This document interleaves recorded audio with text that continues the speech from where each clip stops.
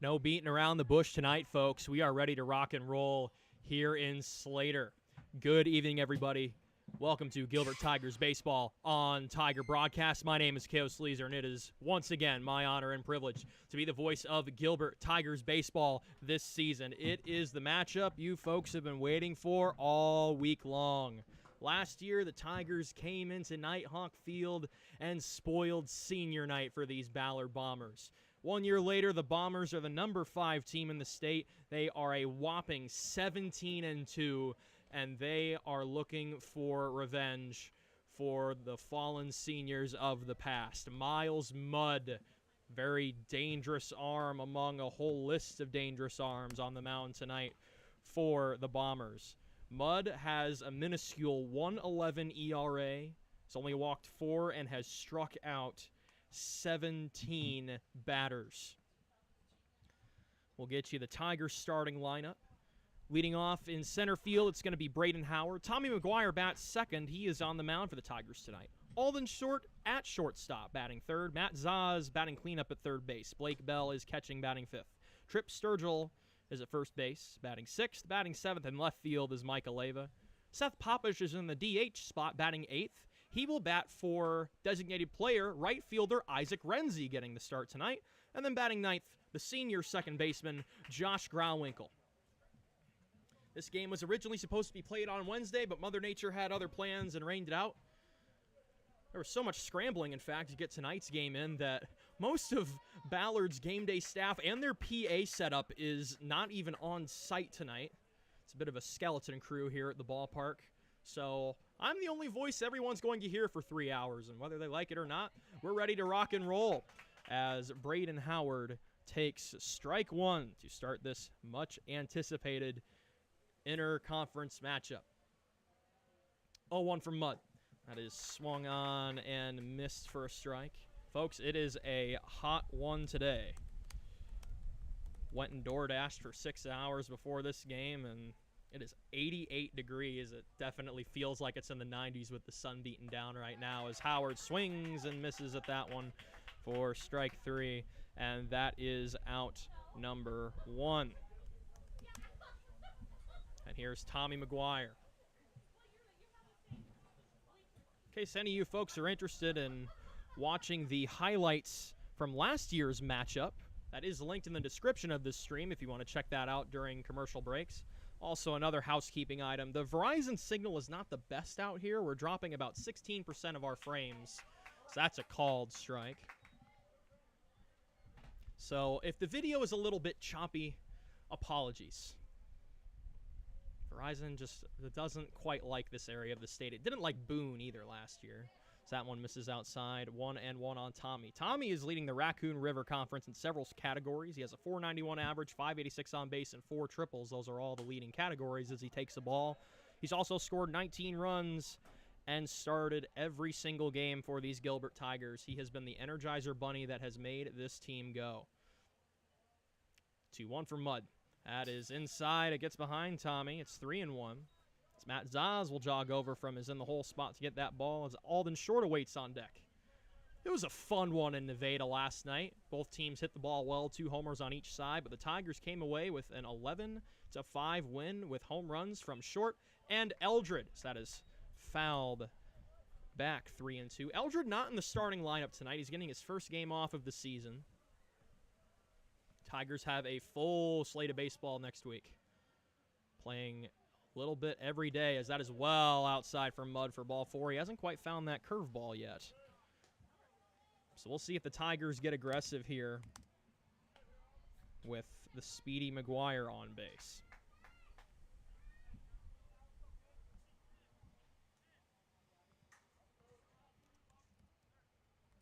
Tommy immediately getting a very big lead over at first. Being held on by designated player Jackson Butts. As Alden Short stands in. Wind blowing out from the infield as that one skips away, and I hope that didn't glance Tommy too much. It might have gotten his arm. He was down there for a split second. Wind is really blowing out. Kind of blowing from the direction of the home dugout on the third base side out to right field. Field umpire just making sure everybody's okay over there. Tommy might have caught a piece of that stray baseball.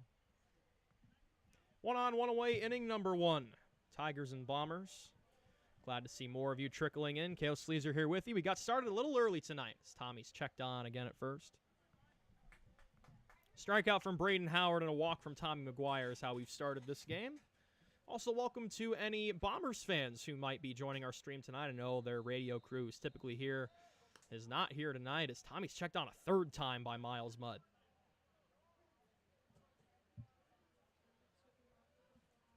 As we've now hit the 7 o'clock hour here in Slater. Big majestic water tower just off the right side of the screen and another check on first. Good thing this isn't Major League Baseball. That would have already been 4 disengagements. You're only allowed 2 at the big league level. Tommy, still a very big lead out there. Not running. And finally, the first pitch to Alden short. He swung just a little bit too far there for a strike. Tigers won a thriller here last year in 8 innings. I believe it was an 8-7 final in that one. And a 5th time Tommy is checked on at first. Only 1 pitch and 5 pickoff attempts in this at-bat.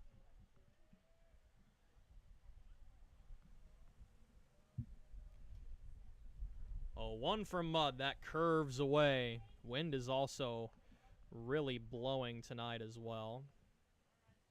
See if we can get a more detailed weather forecast.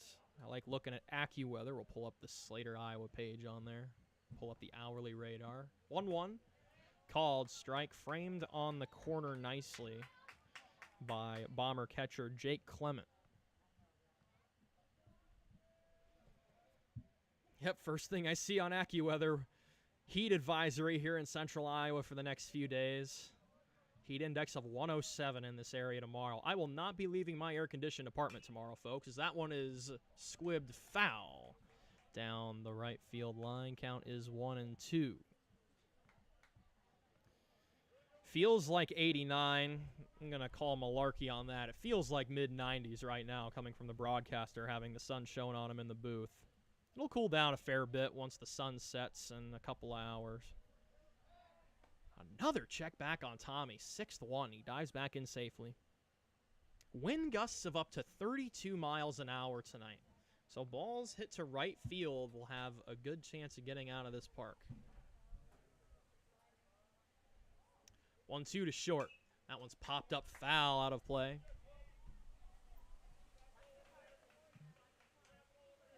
Not a bad crowd on hand tonight, considering this game was supposed to be played back on Wednesday. I'd say it's about an even number of fans between Ballard and the Tiger faithful.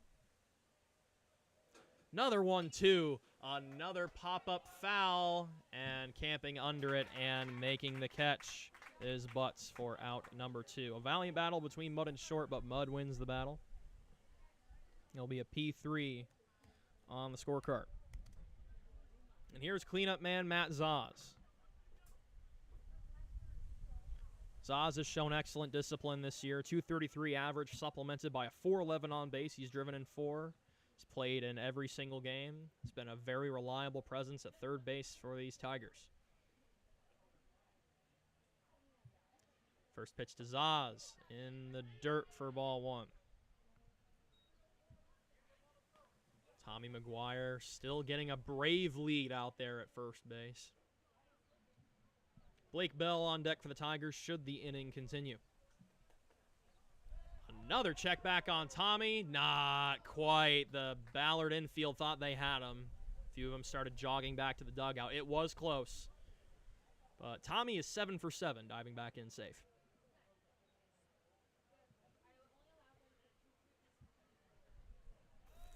And now 8 for 8.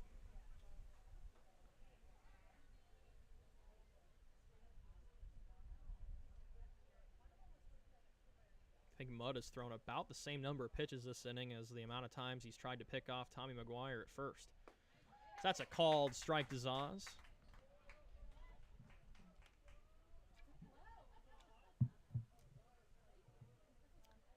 One and one, 2 away. Tommy McGuire on first after drawing a one-out walk with a full count.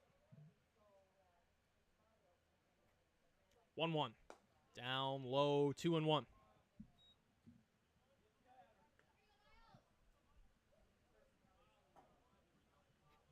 I gotta read off a quote my dad just sent in our Family Tiger chat. I love this. We'll get it to you after this pitch. Dad, you are very funny for this. I gotta read this one off on air. That one is just inside 3-1. But my dad says neither snow nor rain, nor heat nor gloom of night, nor spotty cell coverage nor low batteries stays this broadcaster from the swift completion of his appointed rounds. I appreciate you, Dad. And that is the old Ferris Bueller 9 times now. Miles Mudd has thrown over to first base. Still a big lead by Tommy McGuire out there. He's showing some guts. So that's a called strike on the inner third. Count is full on Zaz. And here's where the real chess match starts between Mudd and McGuire on first. Full count, 2 outs. You usually have your runners going. We'll see if he tries to pick off first. He will not. So that's foul. Back to the fence. Tommy was in motion. So those wind gusts are probably being picked up by our microphone right now.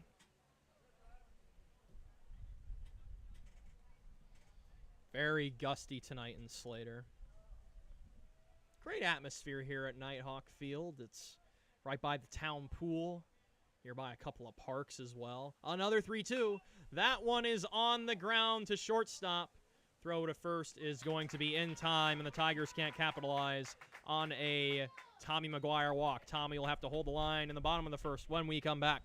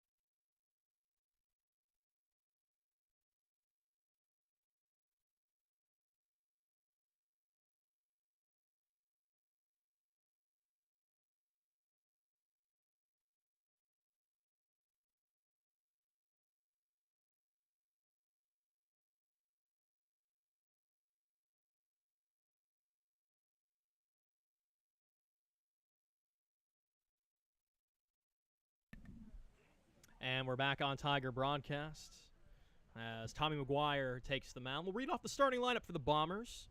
Nick Schonhorst, the left fielder, will lead off, followed by Jake Clement, the catcher. Miles Mudd, the pitcher, will bat third, followed by Jacob Luster in the cleanup spot playing center field. Stetson Kane, the right fielder, bats fifth, with Sid Farmer playing the hot corner at third base, batting sixth. Brady Hillebrand bats seventh at second base. Bryce Miller bats eighth at shortstop. Evan Kinzabaugh DHs in the ninth spot, and you've already met Jackson Butts, the designated player, at first base as McGuire deals outside for ball one. Tommy has been excellent the last couple of seasons on the mound for these Tigers. So that one is down low for a ball. He's had some unfortunate defensive misplays behind him this year, however, that really have snowballed his numbers a little bit as that one is dealt inside. Tommy's down 3-0. But Tommy, this is his fifth start. He's 2-1. Struck out 13 batters in 19 innings. So that one's a called strike. And oh boy, Sean Horst thought he had ball 4 there. He tossed the bat. Kids, never assume what the umpire is going to call. If you make the wrong choice, he will make you pay later. As that's on the ground to shortstop. Short makes a nice throw over to Sturgill at first. And that is out number 1 on the 6-3 putout. And here is the catcher, Clement. Pretty low-scoring game last year until about the 6th inning. There were some electric plays on both sides in the late stages of the ball game. Bell and Leyva had some big hits. Tigers could have won the game in 7 innings as that one misses high, but there was an error on the infield that tied the game and kept the game going. So that one's a called strike on the edge. It's been a pretty pitcher-friendly zone so far tonight.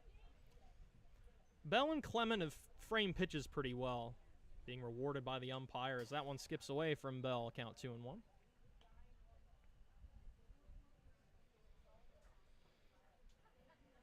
The dangerous Miles Mudd on deck. He leads the team in RBI with 20 in just 19 starts. Next one to Clement, swung on and missed in the area of the upper outside corner.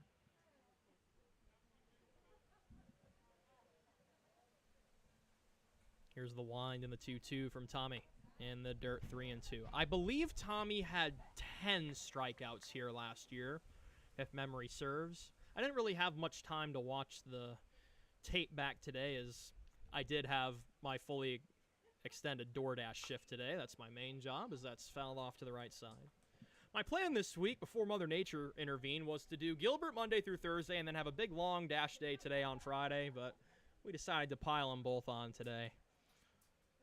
Got done right before I came home, made dinner, and then raced over here to Slater.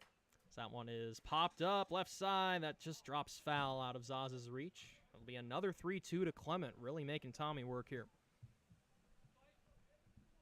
Big thank you to those of you who tuned in to our radio broadcast last night. First true radio broadcast I've done in my 6 years behind the mic. It went very well. I was very pleased with it. And that is going to be the old show and tell walk, also known as the hit by pitch on ball 4. You can show everybody where you got hit with ball 4 with the bruise that you'll have in the morning. So Clement is plunked by that pitch. Definitely earned that base, though. Fouled off some tough pitches, and it looks like we have a courtesy runner coming in to run for Clement. This looks like, I see a 3. This is Gage Tapp running at first now for the Bombers. In case there are any Bomber fans in our audience of about 30. Welcome to Gilbert Tigers Baseball on Tiger Broadcasts. That's popped up right side. And that'll just get out of play over towards some Gilbert fans over there. That might be Tommy McGuire's family over there that just dodged that foul ball. Double play ball is in order for the Tigers. We'll get Miles Mudd's full numbers here. 333 average, 387 on base. He has a home run and those aforementioned 20 RBI. The thing that makes this Ballard team dangerous is that they are very balanced on offense. Pretty evenly distributed RBI from everybody, as that's fouled back by Mudd. Count is 0-2. But along with the balanced offense, they have a team ERA, and no, this is not a typo, a team ERA of 2.01. They are just up and down magnificent with their pitching. Fully expect them to make a run for state this year with a mix like that. So that one misses outside, 1-2. Sturgill holding on Tapp at first as Tommy will throw back to him. Still a few pickoff moves behind Miles Mudd, though. 1-2. That one is popped up, foul out of play. Very scrappy at-bats here by both sides. Home plate umpires out of baseballs. As Tommy will get a new one thrown in from the visitor dugout.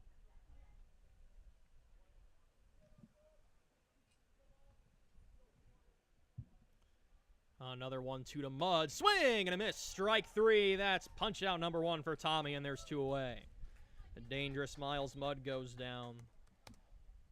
But another Bomber takes his place and the solid Jacob Luster. Luster batting .271 with the .358 on base. He has a home run and 11 RBI on the year. Luster had some big hits in this matchup last year as well. As that one is hit to right field, it's blowing back. Renzi on the run, can't get it. Being waved around is the lead runner, and the throw gets away. This is going to be an RBI triple for Jacob Luster, and the Bombers strike first. That was a tough play for Renzi out and right. The wind blew that ball away from him. If there's no wind, he probably makes that catch. Tigers outfield has had the worst luck with wind this year. There's been some very windy games where they've had routine fly balls pushed away from them.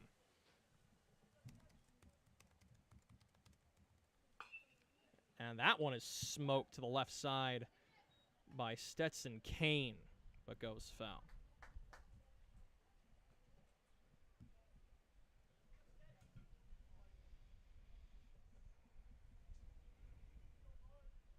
Here's the 0-1 from Tommy.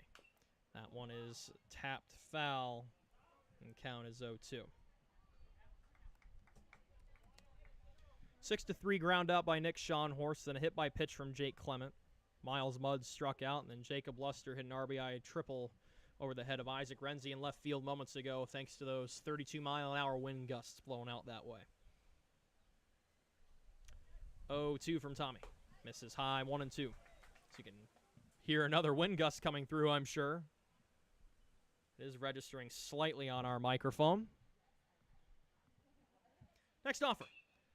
That one is hit to right field as well. Renzi backpedaling, makes the catch there, ranging back. That one almost went over Renzi's head, but he corrals that one. Bombers strike first in the first. Tigers will have Bell Sturgill-Leyva when we come back in the second.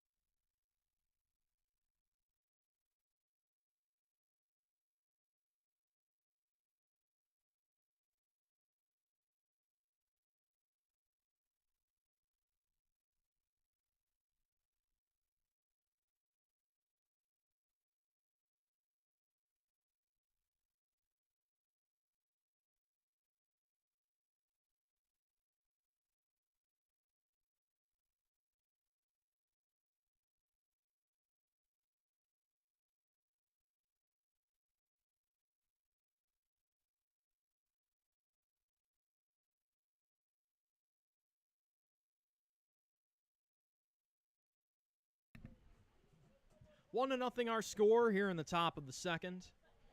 Jacob Luster had an RBI triple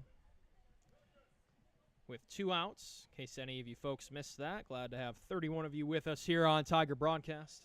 Kale Sleazer here with you. Always a pleasure to broadcast to Tiger fans and visiting fans alike. Welcome to any Bomber fans that may be in the audience. As Bell swings and misses for strike one.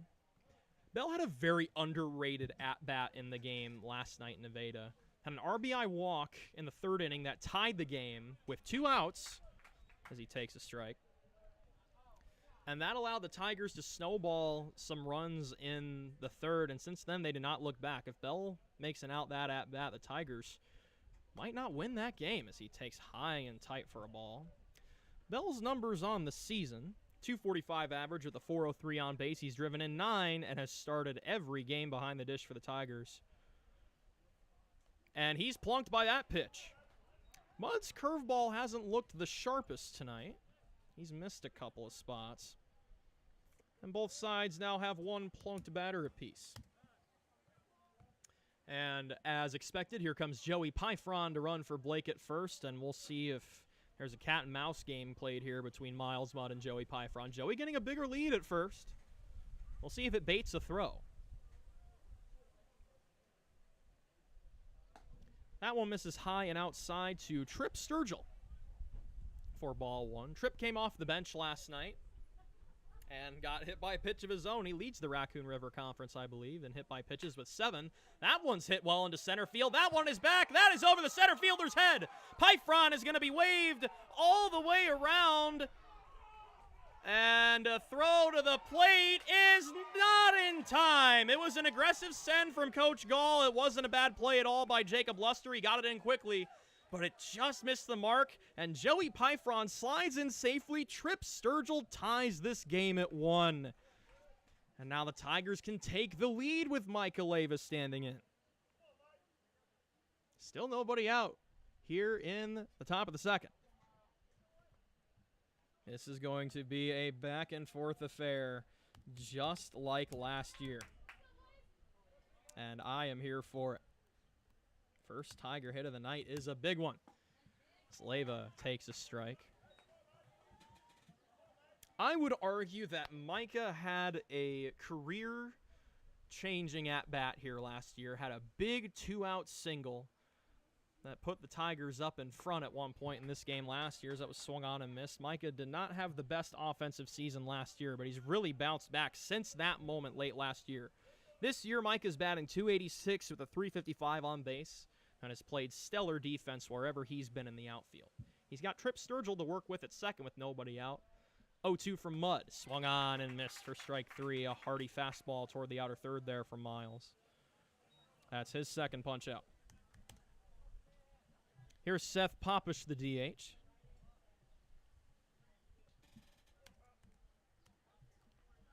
One to one our score here in inning number 2. I do not envy the outfielders this evening. Gusts of 32 miles an hour blowing to straightaway right as that fastball misses high to Popish. Seth has also been very disciplined, just like his slugging counterpart, Matt Zaz. Popish has a .286 average with a .468 on base. He's driven in 8 runs in 14 games. As that one is fouled out of play. Count is even at 1 apiece. Seth plays some first base. He's kind of the backup first baseman to Sturgill. He's been in the DH spot a lot this year. Well, wherever Seth is slotted, he usually makes a difference in the game. And especially with his good eye at the plate this series, helped keep the line moving in a lot of big innings. That one is hit well to left field. That ball is back. That ball is going to get down. This will give the Tigers the lead. Throw into second is not in time. RBI double for Seth Popish. And revs the lawnmower over at second base.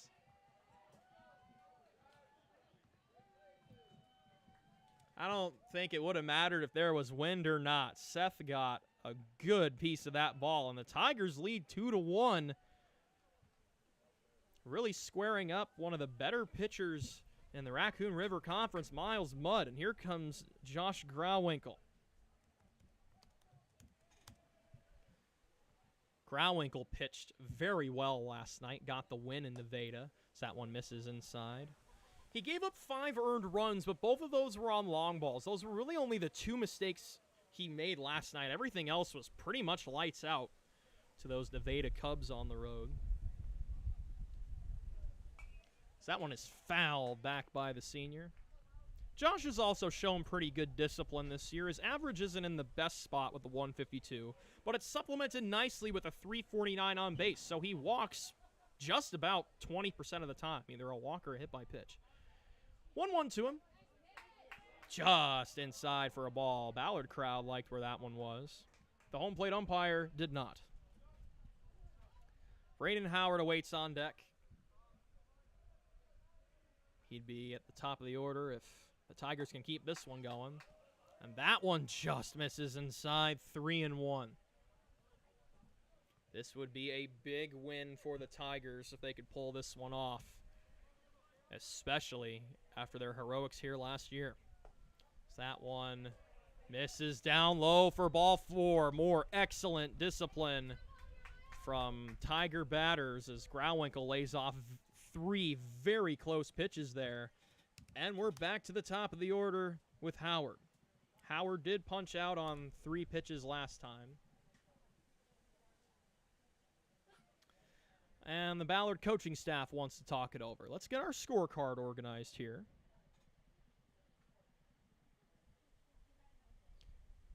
Tigers have 2 hits, both RBI doubles. That's off the bats of Trip Sturgill and Seth Popish, respectively. Tigers have drawn 2 walks. Blake Bell was hit by a pitch. Then the Bombers' lone hit was Jacob Luster with that RBI triple that drove in Jake Clement in the first after Clement was plunked by a pitch. And the home plate umpire will break up the meeting. Grauwinkle returns to first. Popish returns to second. And it would not surprise me if Braden Howard laid down one of his signature drag bunts. Braden, a track star for these Gilbert Tigers in his spare time when he's not playing baseball. I wouldn't really call it spare time. Multi-sport athleting is hard to do.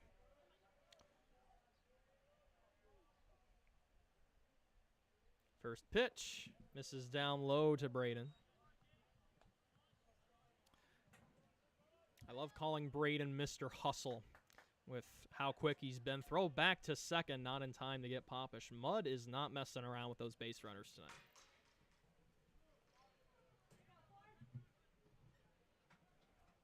You'll see how long Mudd's leash is depending on how this inning shakes out. Still only 1 out with 2 runners on for the Tigers as they're back to the top of the order. That one is popped up foul out of play by Howard. Tommy McGuire on deck drew that scrappy walk back in the first. And then Miles Mudd tried to pick him off 9 times at first base.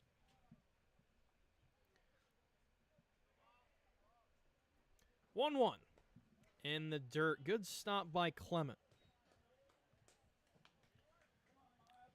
Hope you folks are still seeing and hearing us okay despite not the best Verizon signal tonight. We've dropped about 17% of our frames, which is about 16% more than I'd like to drop even on a good night.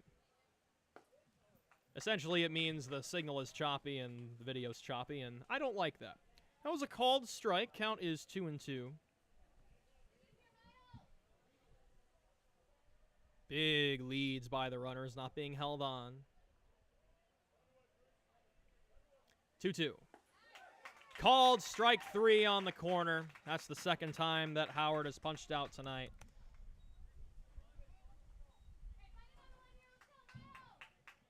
That's Mudd's 3rd strikeout. Big at bat here.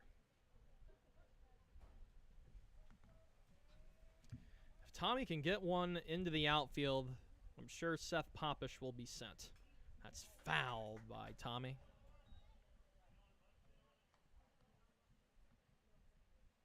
Tigers pouncing with 2 big runs here. This Ballard pitching staff is one of the most potent staffs in all of Iowa. I'll have to look over the break to see where they rank in team ERA across the state. I'm sure it is toward the top 10, if not squarely in the top 5. 0-1 to Tommy. Swung on and missed for strike 2.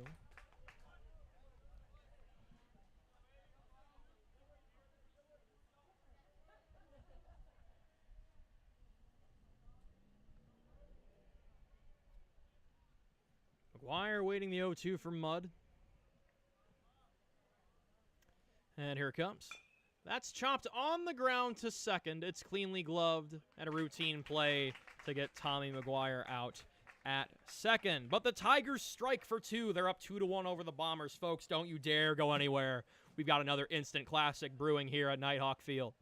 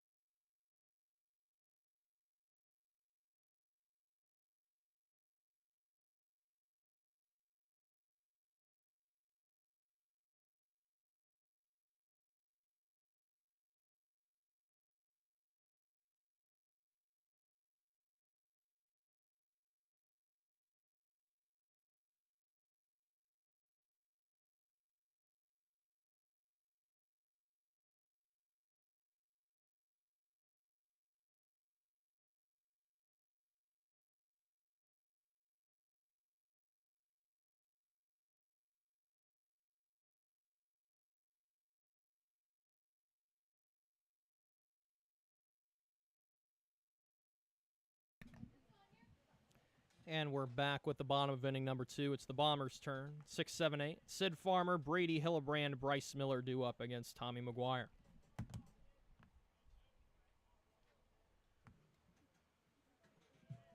So after some brief research over the half innings, there is a 2A team, EBF, that has given up a team ERA, so that one's chopped foul, a team ERA of .18 on the season at the 2A level.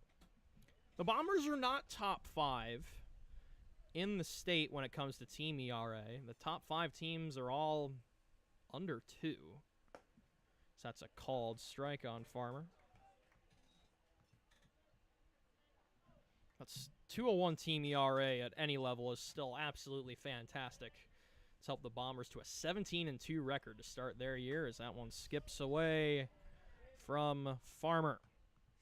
Sid's numbers on the season. He's batting .315 with a .397 on base. Has a home run and 11 RBI and has started all 19 games. He's at third base tonight.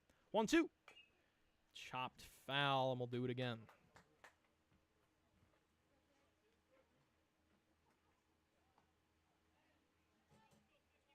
Glad that our signal is mostly coming through for you folks at home or wherever you may be watching. Not the strongest signal tonight, but we work with what we have. We can't control the Wi-Fi. Called strike 3 as Tommy McGuire slings a fastball to the inner third. That's out number 1 and strikeout number 2 for Tommy tonight. Here comes Hillebrand. Brady also having a nice season. .348 average, .492 on base. He's also driven in 11 runs and has started all 19 games, just like his counterpart Farmer.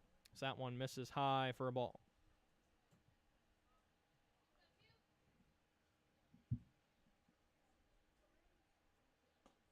And that curveball finds the top of the zone for a strike. If Tommy McGuire's curveball is at its best, Tommy is very hard to stop. So that curveball just misses low. 2-1.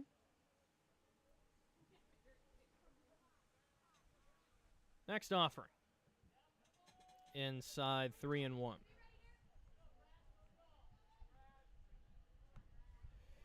These Bombers steal a lot of bases. So that one misses to Hillebrand, who is 10 for 11 with steals on the season. As a team, the Bombers are 102 for 114. They are very active on the base paths. Bell's arm will need to be at its best tonight to prevent any base running. Would not surprise me if the Bombers were aggressive here. Down early. Coming in as the number 5 team in the state tonight, not running. That curveball misses high to Bryce Miller. So another gust of wind blows out to right field through our booth. So that one misses high. I want to give a big thank you to the Ballard athletic director, Nate. He has been very kind to me here at Gilbert, and he's also been very accommodating to me and many of my friends at Iowa State University when we were going through our degrees covering sporting events, as that one swung on and missed. Or that's popped up, and it gets away from Bell as he tumbles into the fence. Count is 2-1. As you folks have noticed by now, there's going to be a lot of glare on that left side from the sun coming into our camera. So it did blind me a little bit there. I do apologize. But as far as Ballard's athletic staff, they have been very kind to young journalists looking for a foothold and checking on the runner and not quite getting him as Tommy. But AD Nate and also referee Nate, he likes to referee some basketball games at Gilbert over the winter. I covered some of that running the scoreboard over there. So that's a called strike. Throw to second! Squibs away from Alden Short. It was a great throw from Bell. But Short could not hold on. That's about as good as a throw as Bell could have had there, but it will be a stolen base for Hillebrand as the potential tying run gets into scoring position. Count is 2-2 on Miller. And he pops that one up foul out of play.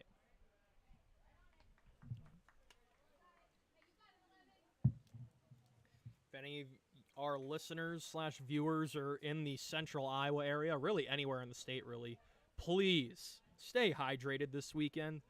It be toasty out here. Breaking a healthy sweat here in the booth. Probably going to go through my whole water bottle tonight. It wasn't super hot to start the day, but by the end of my DoorDash at about 5:20, it got really hot. As that one is into center field, running in, and making the catch is Howard, and that's out number 2. F8 put out on Bryce Miller. Now we're at the bottom of the order in designated hitter Evan Kinzabaugh.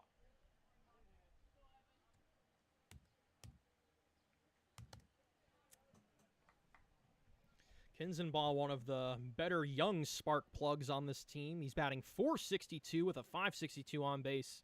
Has driven in 10 runs in 16 games. Kinzabaugh, a sophomore, I believe, if I remember that correctly. Yes, Evan is a sophomore and really making a name for himself this year as he swings and misses. Count 0-1. Runner on second, 2 away. Tight 2-1 ball game here at Nighthawk Field. Always a great matchup when the Tigers and Bombers face off.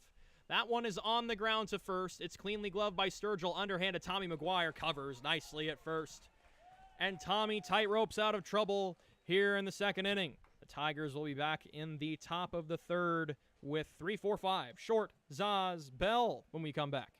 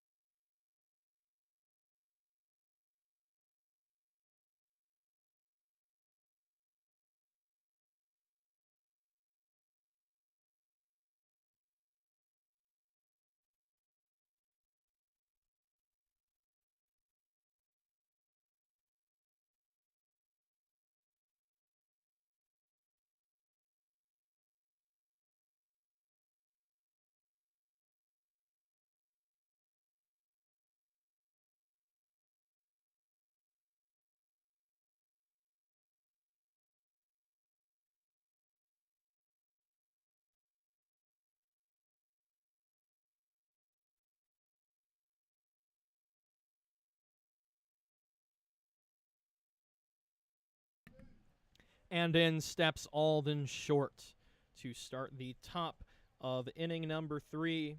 Tigers lead the number 5 Bombers 2-1. Thanks to the 35 of you here with us tonight.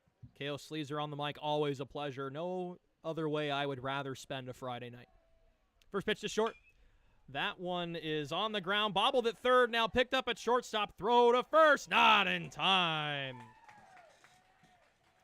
So Short gets on base.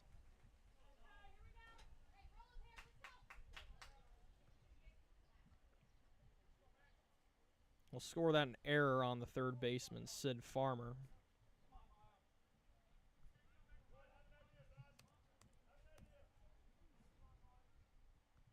It was hit hard, but it was right at Farmer's glove. That's a play he's got to make. Short being held on at first. Big leads by base runners on both sides tonight. Bunt shown. It's laid down by Zaz. That almost stayed fair. Zazie laid out an infield bunt single earlier this year, and the dugout just absolutely lost their minds. It's one of the better pieces of hitting we've seen from the Tiger offense this year. And really in the 2 years I've been behind the mic here in Gilbert. It's been such a shift in the energy around this team with new head coach Jake Gall taking the reins. Already surpassed their win total from last year as Zaz swings and misses at that mud curveball.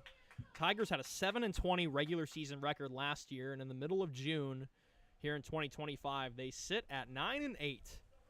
Looking for their 10th win tonight. This would be a huge victory for this team. Throw back to first. That gets away, and the right fielder will go for the ball, but Short advances to second. It will be an E1 on mud. So another runner in scoring position for the Tigers. Setting up shop quickly again here in the third. Two unfortunate Bomber errors here. Count is still 0-2 on Zaz, but now has a runner in scoring position to work with. Next offering. And oh boy, that hit Zaz either in the shoulder or the helmet. It sounded like that hit flesh. I think that got him in the shoulder. And that really stings if you're Miles Mudd. You had your batter in an 0-2 count and then plunked him with a pitch. Second hit batter by Mudd tonight. The first batter he hit comes back in the box in Blake Bell. First and second, nobody out. Tigers looking for some insurance over the Bombers.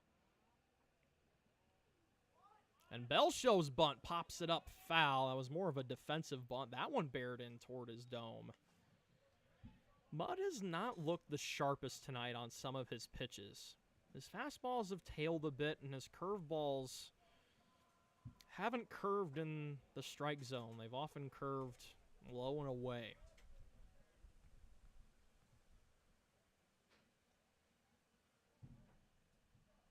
Oh, 1-0 shows bunt again and leans back. That one bared in on him, too.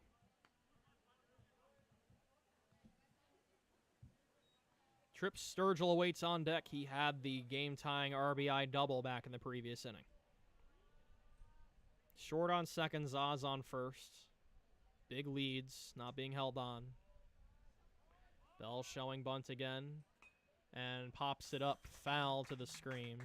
Bell has not been asked to bunt much these last couple of seasons, but being tasked to do it here. His home plate umpire will throw a new ball to Miles Mudd.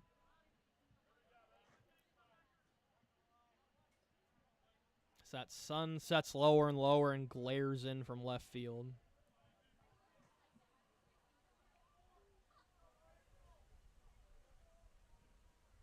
One-two. Swung on and missed for strike three. And Bell retired on strikes after trying to lay down a bunt. So there's one away for Sturgill. That punch out is Mudd's fourth of the evening.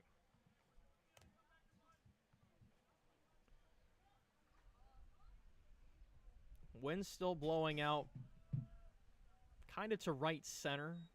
Right center. It's shifting a little bit. So that one misses down low. 1-0 on Zaz. This is Sturgill, rather. Zaz is on first, with short on second.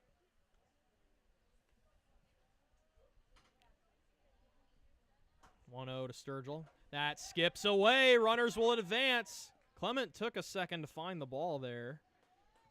And Miles Mudd has not been himself this evening. Came into tonight with a 1.11 ERA, has already given up 2 runs in 2 1/3, and has 2 more runners in scoring position.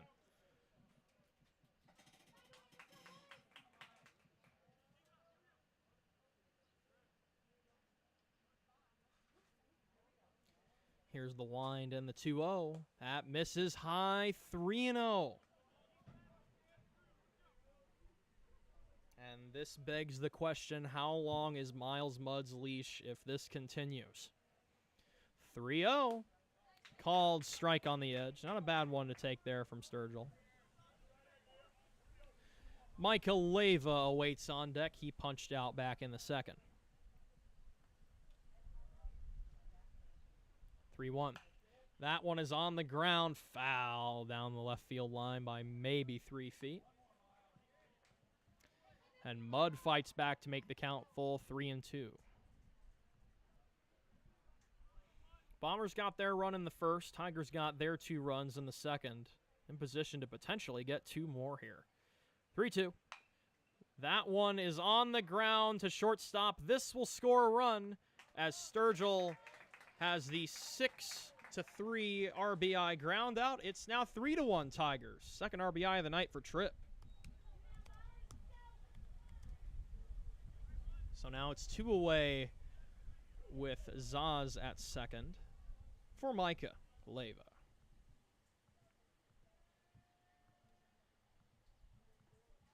Big insurance run there for the Tigers. I'm sure they'll gladly exchange it out for a run against these Bombers. That one skips in the dirt. Phenomenal stop by Jake Clement, backhanding that one, ranging to his right.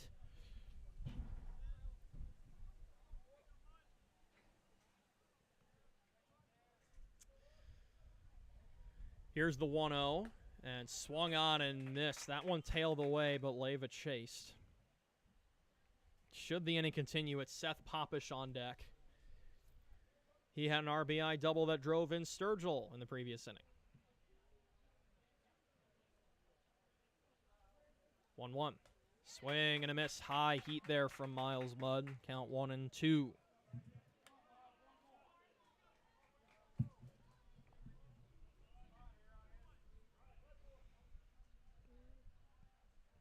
Mudd gets the sign. Winds and fires. That one is one hop to shortstop. Throw to first is just in time to get Micah Leyva. But Trip Sturgill gets some more insurance for the Tigers. We go to the bottom of the third. Tigers lead the Bombers 3-1 here at Nighthawk Field in Slater.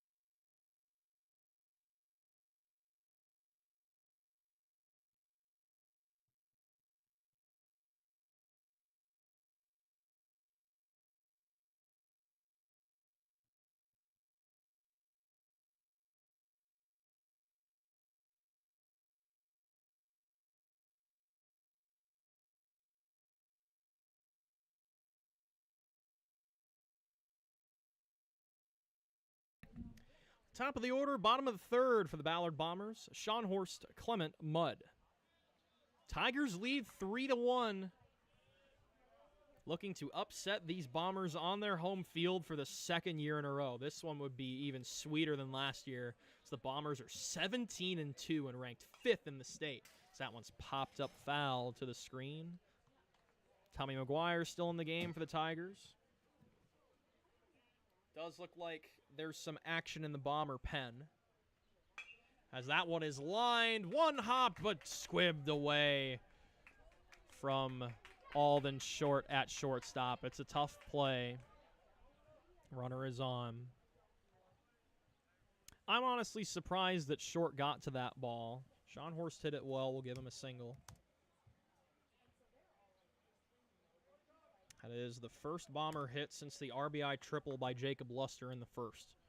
Now the potential tying run comes to the plate in the catcher, Jake Clement. Big lead at first by Schonhorst.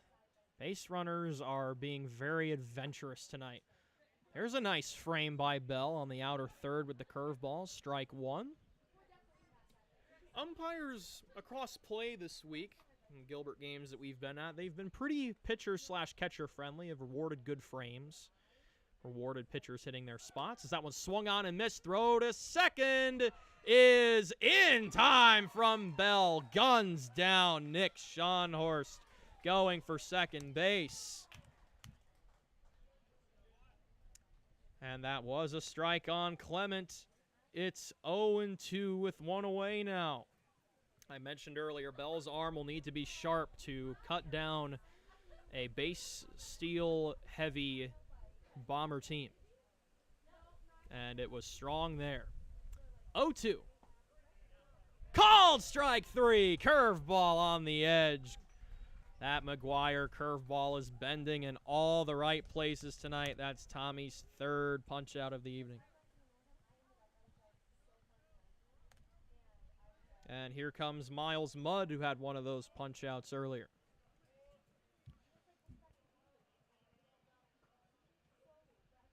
First one to Miles, misses outside. That fastball had a little tail to it. As I mentioned earlier, Tigers have games every day next week during the week. So that's a called strike 1-1. Tomorrow, or not tomorrow, Monday, the Tigers are on the road at 8 a.m. Then Tuesday, they finish up the Boone doubleheader at home. That game was cut short. Game 2 was back on Monday. We'll resume a 6-6 tie at 1 p.m. on Tuesday. So the count is 3-1 on Mud here. Then Wednesday, the Bondurant Farrar Blue Jays come to town in Gilbert. Thursday is on the road at Carlisle.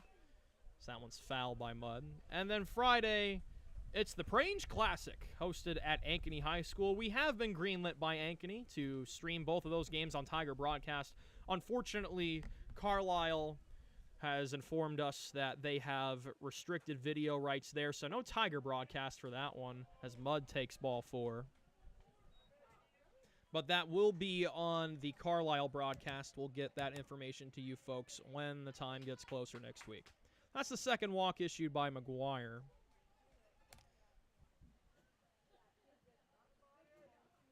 Mud not being courtesy ran for here, even though he is the starting pitcher to this point.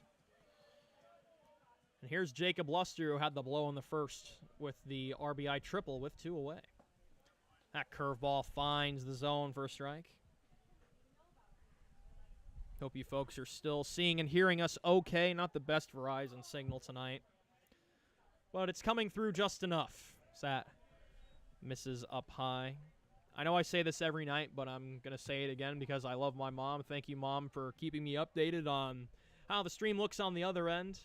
Without that, I would just be talking into the ether without too much other information on if anyone can even hear me. So I have other family members who keep me posted as well, but none of them are on top of it like my mom. So thank you, Mom. Appreciate you. Here's the 2-1, misses, or no, called strike.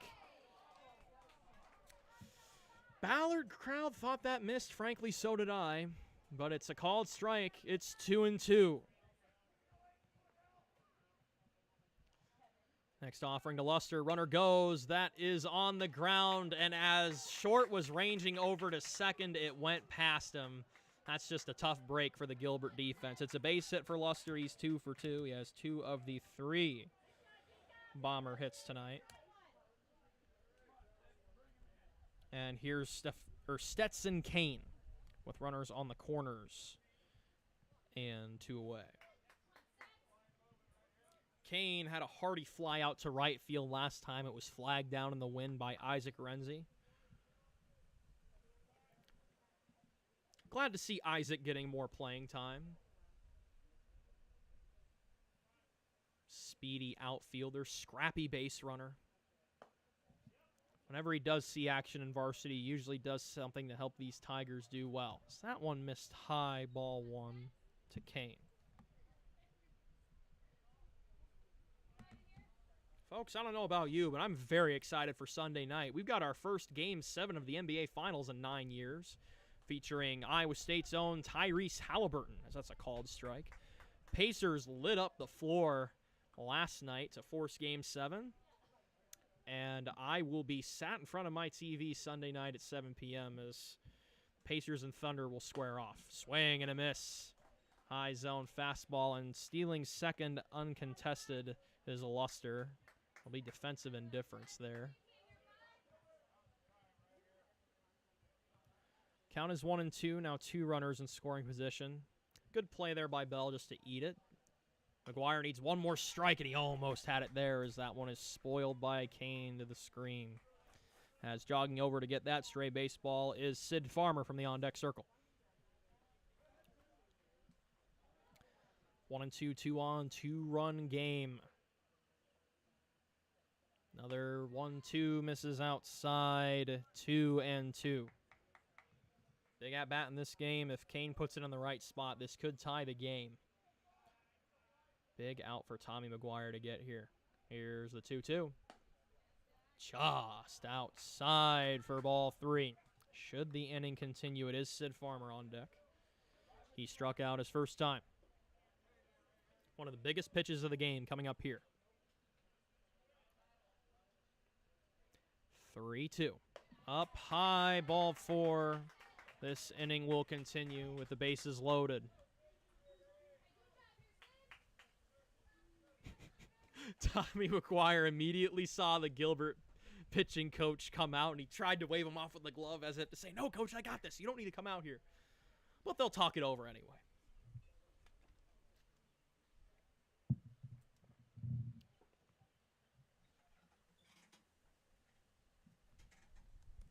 Stetson Kane on first, Jacob Luster on second, Miles Mudd on third. That walk is the third one issued by Tommy tonight. And Sid Farmer will have a big opportunity to do some damage for his Bombers. So we're approaching the 8 p.m. hour here in Slater. Beautiful Nighthawk Field. Always a great atmosphere here. As I mentioned earlier, this is right by the Slater Town Pool, a couple of other parks close by. Just a nice little town here south of Ames. About 20-minute drive south. As that curveball finds the inner third for a strike. Runners are not being held on. Infield's playing way back by the grass. Zaz playing in a little bit closer at third. 0-1 misses outside, 1-1.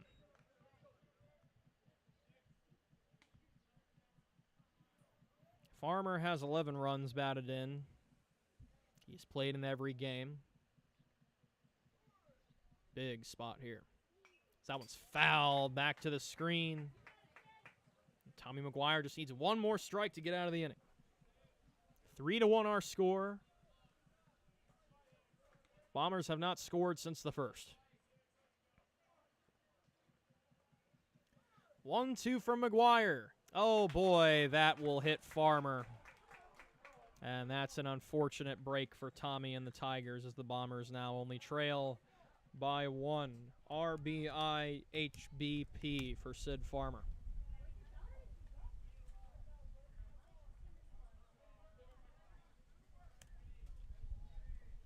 So now it's Brady Hillebrand's turn with the bases loaded and 2 away. This is still a victory if Tommy can get out of this inning with the lead. First offering. Called strike, upper outside corner. Wind really blowing. Whipping out to right center field. Gusts of up to 32 miles an hour. That one is fouled off to the left, and it's a quick 0-2 on Hillebrand. Brady walked and stole bases last time.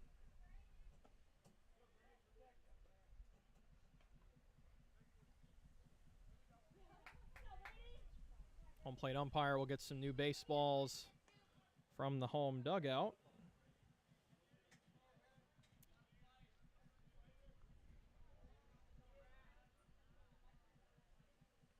And here's the wind and the 0-2. Oh, that tail is outside. Great catch from Bell. He just saved this game from being tied.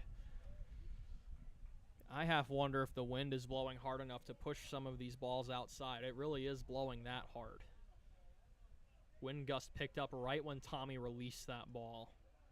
Count is 1-2. That one misses high, 2-2. Bryce Miller on deck should the inning continue. 2-2. Fouled and off of Bell. We'll have another 2-2.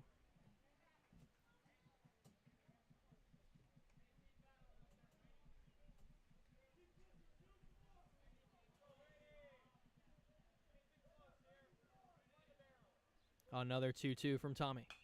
That one is hit into left. Or actually, that's popped out to second base. The sun really blinded me there. Groundwinkle makes the catch for the P4 for out number 3. The Bombers get 1, but the Tigers still lead. Folks, don't you dare go anywhere. We've got a tight ball game. Tigers lead the Bombers 3-2 at Nighthawk Field. We'll be back in a moment.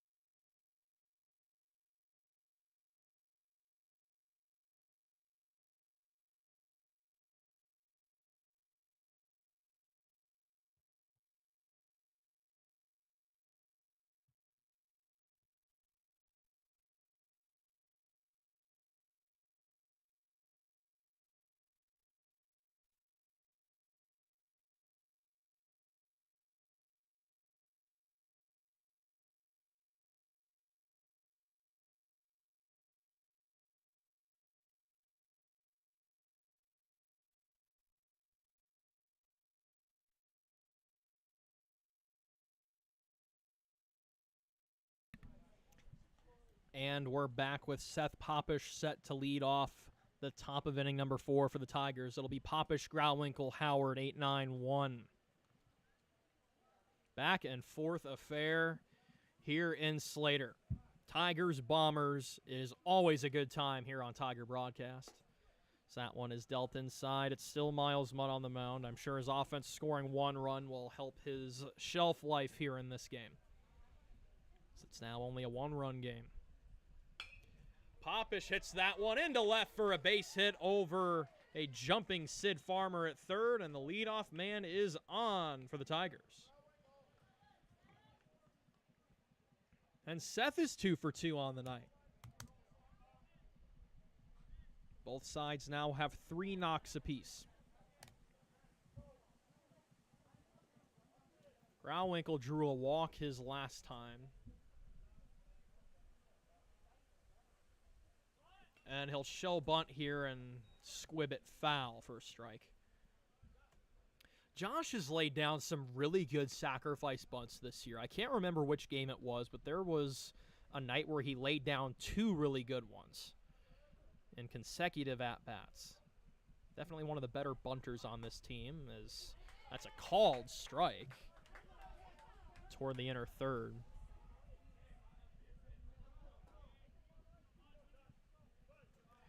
Braden Howard awaits on deck. He struck out twice tonight.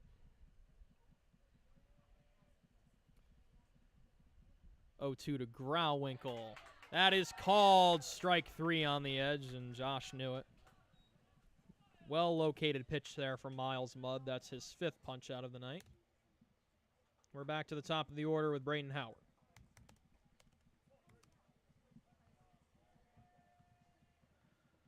Glad to have 39 of you here with us. One of the higher viewed broadcasts we've had this summer. As that one is on the ground to first. Force out at first for 1, and tag not applied in time at second. Bomber crowd thought that Popish was out. It did look like he just got in there safely. So it'll be a 3 unassisted ground out. First time that Howard's put the ball in play tonight, but Seth makes it to second. We'll see if Tommy can help his own cause here as McGuire stands in. Runner on second, 2 away.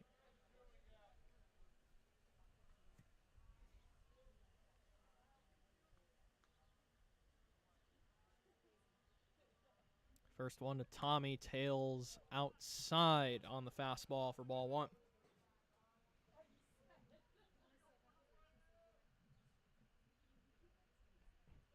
Mudd looks back to Popish at second.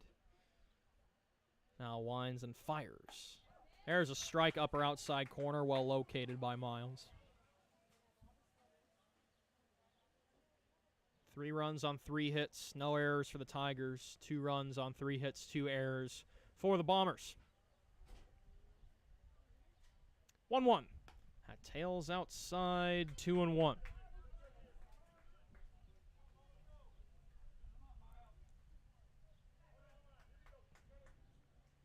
Should the inning continue, Alden Short awaits on deck. 2-1. That one is popped up. That'll get foul out of play over toward the pool on the left side. That evens the count at 2 on number 2 in red and white.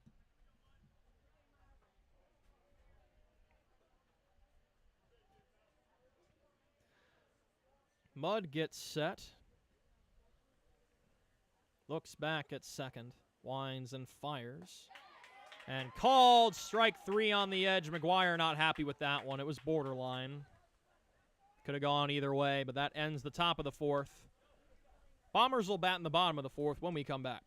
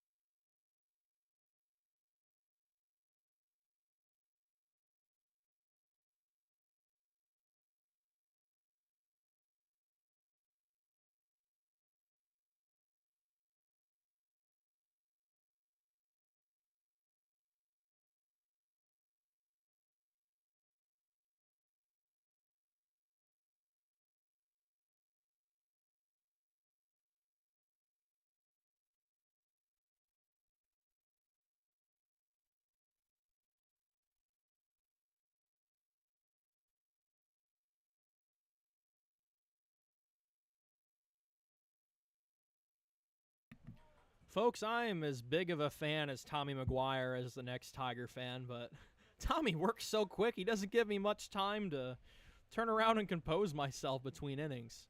That is one of the fastest warm-ups I've ever seen from a pitcher in the middle innings. It's now the bottom of the fourth. It is 8-9-1 in the Bomber lineup. Bryce Miller, Evan Kinzenbaugh, and Nick Schonhorst. Bunt shown, pulled back, ball one on Miller.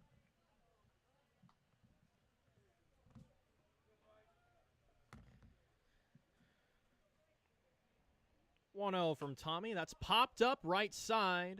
Sturgill chasing. He'll run out of room. It goes foul. Miller flew out to center his first time.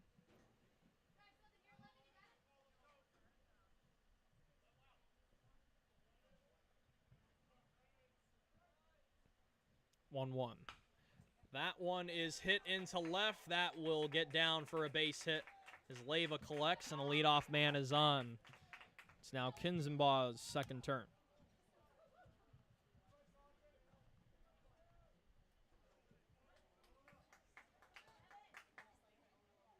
And the Bombers now take the lead on the hit board 4-3.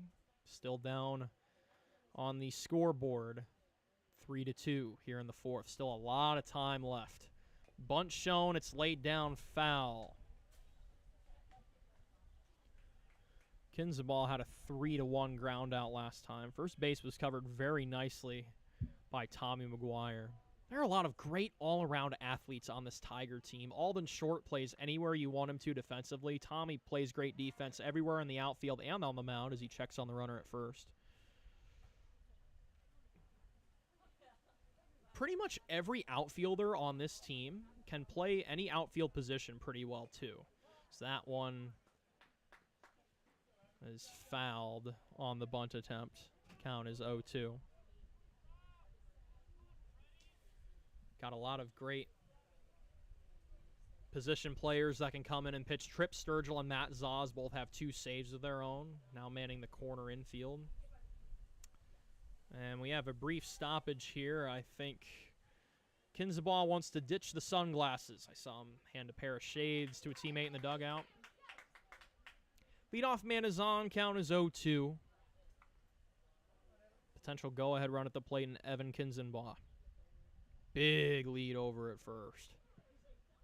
Swing and a miss. Strike 3. Awkward swing from Kinzenbaugh. For McGuire's 4th punch out, we're back to the top of the order with Schonhorst. Now, a conventional double play ball could get the Tigers out of the inning. Schonhorst is 1 for 2, but he was caught stealing last time after that single. That one misses for ball 1.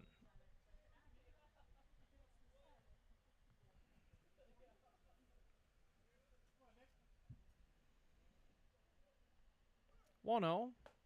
Curveball finds the top of the zone for a strike. The high zone curveball is very tough to execute. Well, Tommy McGuire does it pretty well. He's found the high zone curveball a lot tonight. And a throw back to first. Could smell that one coming from a mile away as it was another very aggressive lead from Bryce Miller on first. There's a called strike, upper outside corner. The Bomber crowd doesn't like that one. It's been fairly consistent on both sides tonight. Not perfect, but consistent. It's the main thing you want from an umpire. 1-2. Swing and a miss. Strike 3. Some high heat from Tommy. Back-to-back punch-outs. So that makes Schonhorst 1 for 3. Punch-out number 5 for Tommy on the night. And here's Jake Clement. He's been hit by a pitch and has been one of the strikeout victims claimed by McGuire. Ground ball to the middle infield could do it. Shovel over to second could end the inning if that were to be the case. Curveball bends in and finds the inner third. That had Jake Clement leaning back a bit.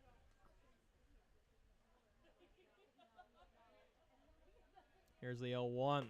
Misses high on the fastball. Throw to second. Not quite in time to get the stealing Miller. Count now 1-1 with the runner in scoring position. Bombers are now 2 for 3 on stolen base attempts. All throws from Bell have been fairly close. His arm has been sharp tonight. 1-1. That one is on the ground. That's going to squeeze through to right for a base hit. Runner is being waved around, and we are tied at Nighthawk Field. It's 3-3.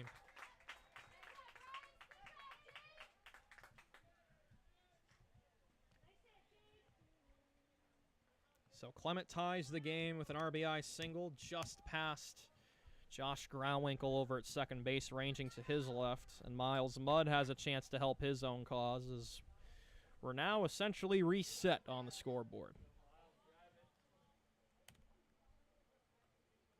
Great duel between these two upperclassmen starters. Mudd, a senior, same as Tommy. Is that just misses outside? Interesting. That's where a lot of strike calls have been tonight. 1-0 swung on and missed. Another lively fastball from Tommy. 1-1. Mudd walked his last time. 5 total walks in this game. 3 issued by Tommy. 2 issued by Miles Mudd. As that one is on the ground. That is just foul down the third baseline. Good diving effort by Zaz. It just got past him. That was pretty close to being fair.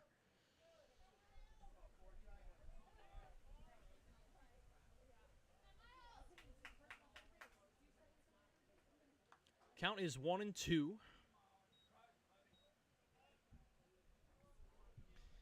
Bombers tying this game moments ago. It's been back and forth all night long. That one is on the ground to shortstop. It's cleanly gloved. Throw to first is in time. But tying the game is Jake Clement on an RBI single. And folks, would you have it any other way between the Tigers and Bombers? We are deadlocked at 3 through 4 innings. Don't you dare go anywhere. Don't touch that dial. We'll be right back after this break.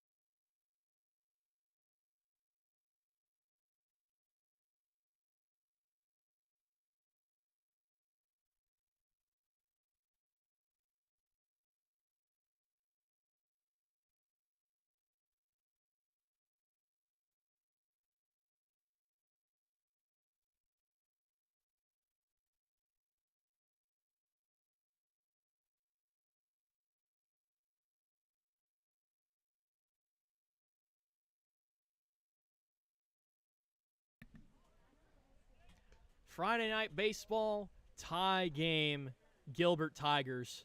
What else do you need? Glad to see a hearty 37 of you still here with us on Tiger Broadcast. Cale Sleazer here with you. It's always a pleasure. Heart of the Tiger order. Short, Zaz, Bell. Miles Mudd returns to action. Great duel between him and Tommy McGuire tonight. That one is fouled. Folks, I'm just going to let you know now, I am about to be really handcuffed by the sun. This is the time of the night where it is shining directly toward me in my eyes at the booth. So I will do my best to track where the baseball goes. I saw that one get fouled back to the screen off the knob of Short's bat. Count is 0-2. Next offering from Mudd. That one just misses outside. Ballard crowd wanted a strike there. It did just miss. Short has popped out to first and reached on an E5 his last time. 1-2. Outside, 2-2.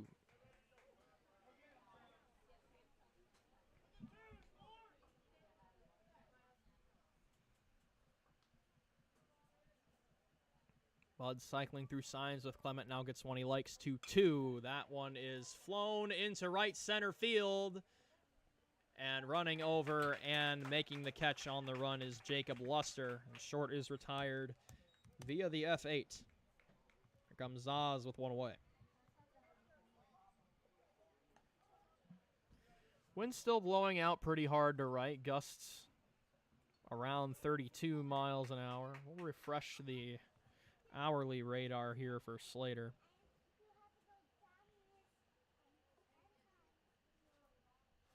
A little cooler, 84 degrees now. Wind is down to 18 miles an hour, still pretty gusty, as that one's a called strike on Zaz. Zaz has grounded out to shortstop and been hit by a pitch. As that one just misses. Very narrowly missed down low on that lower outside corner.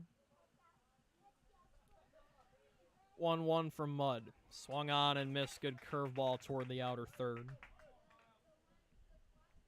Blake Bell awaits on deck. He's been hit by a pitch and struck out.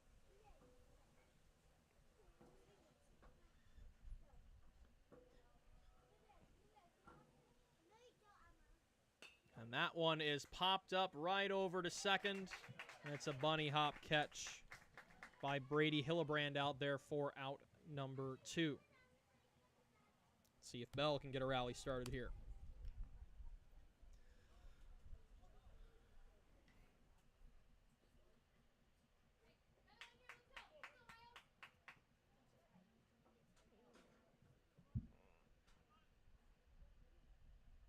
First one to Bell. Curves right down the pipe for a strike.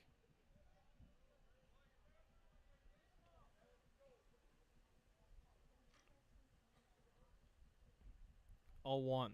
Swung on and missed. Another good outer zone curveball.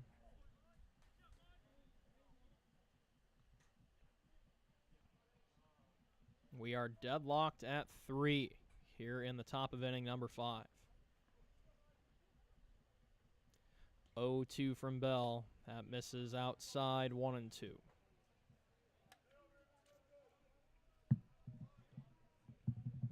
Make sure you're staying hydrated this weekend, folks. It's a sweltering time in June. Swung on and missed by Bell.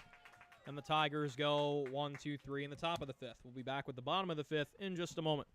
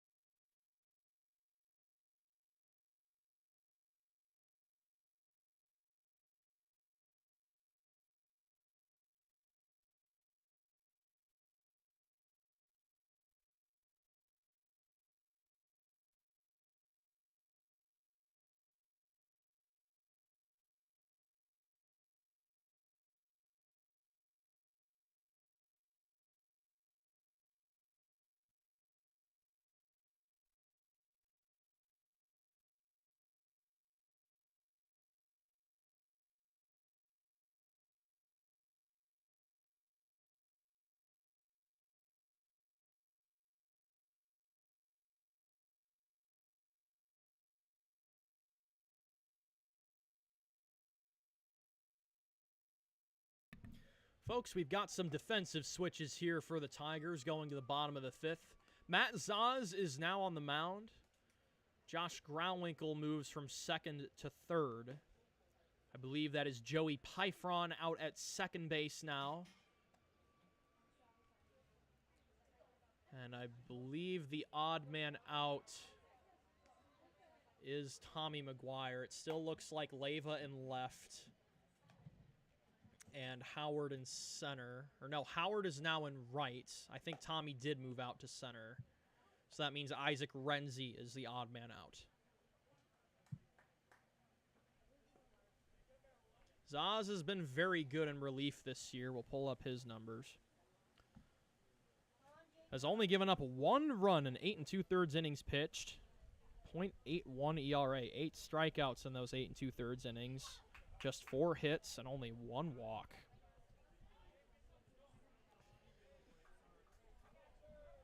Tigers need to hold the line here, tied at 3.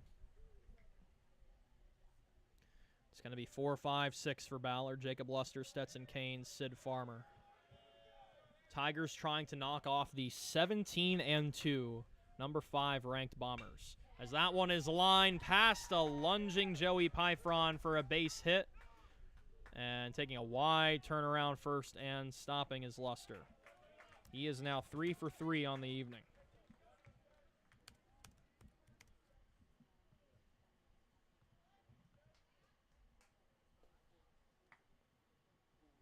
So here's Kane. Kane has flown out to right and walked. We'll read off Tommy McGuire's final line. 4 innings pitched, 5 hits, 3 walks, 5 strikeouts, 3 earned runs, and a hearty no decision. As that one is to the left side, this will get through for a base hit. 2 pitches, 2 singles. And Matt Zaz has really got himself in hot water to start the 5th. 7th Bomber hit of the evening.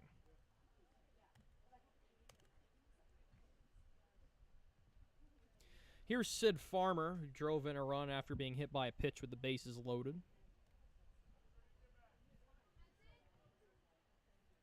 The triple play ball is in order. One of these days I'm going to say it, and it's going to happen. Now would be a good time for it. Bunt shown. It's fouled.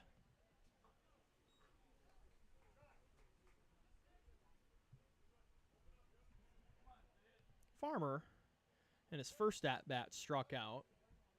One of 5 victims claimed by McGuire. 3-3 our score. Bombers threatening here in the latter half of this one. And a throwback to first. That gets into right field. Runner being waved around.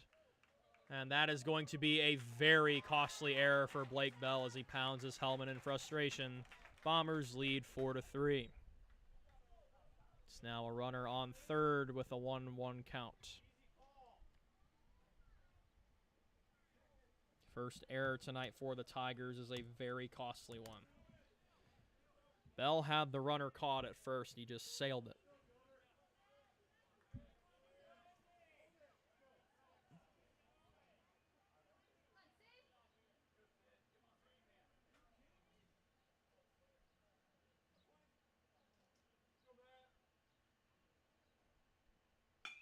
That one is hit into center field. Ball is caught on the run. Throw to third is not quite in time.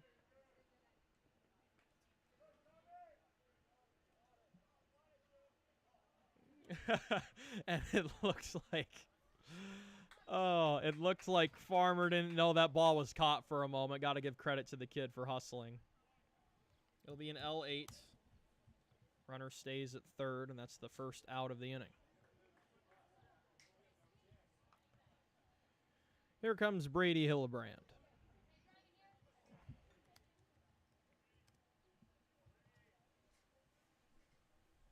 Bunt shown. Infield coming in. Now bunt pulled back. Infield goes back. Now bunt shown again. It's popped up. It gets down. Sturgill will have to throw to first as a run scores. And that's 2 big runs for the Bombers here in the 5th. As that will be an RBI 3-1 off the bat of Hillebrand.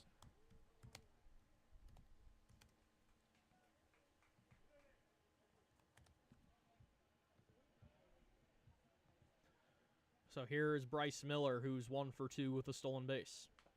Foul back off of Bell for a strike. It's been back and forth all night. Bombers opened the scoring in the first, and the Tigers struck back with 2 in the second. Got one more in the third. Bombers got 1 in the third to make it 3-2 Tigers. And the Bombers tied it in the bottom of the fourth, and now have 2 more here in the fifth. So that one tails low 1-1.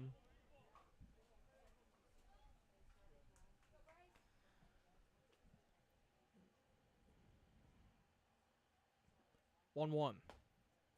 Called strike, upper outside corner.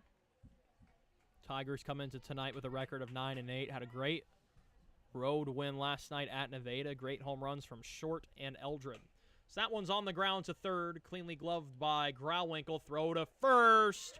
Great throw from the senior off his back foot. And corralled nicely by Sturgill at first, but damage done by the Bombers. Tigers trail by 2 after 5 here at Nighthawk Field.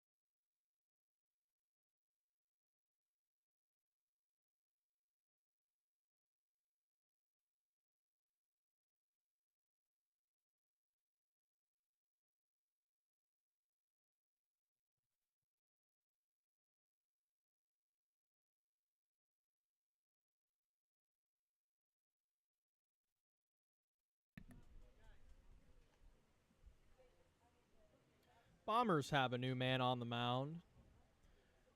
It is number 20. This is Sean Horst.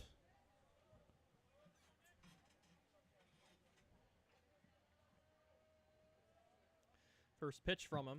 That's on the ground off the bat of Sturgill. It's over to third. Throw to first is on the money for out number 1. Strong throw from Sid Farmer over at third base.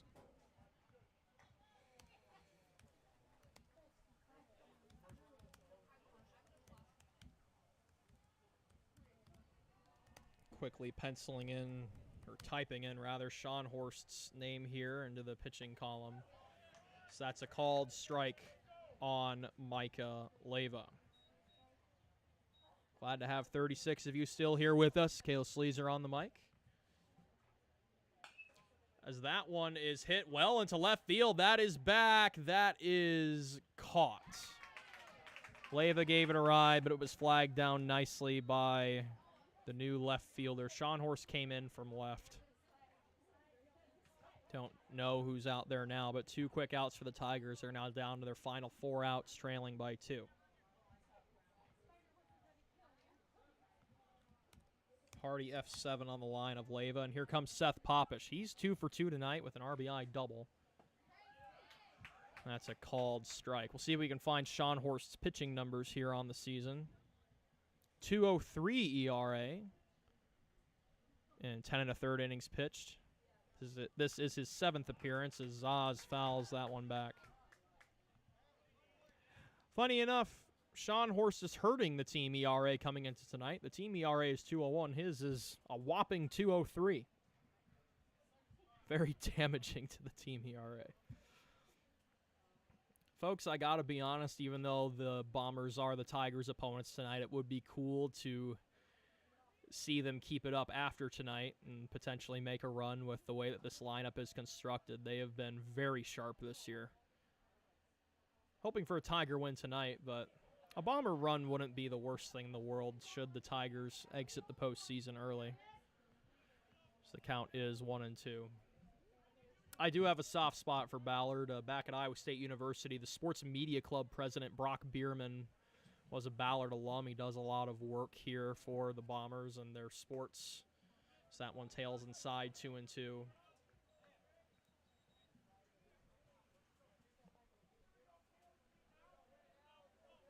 Tigers aren't done yet.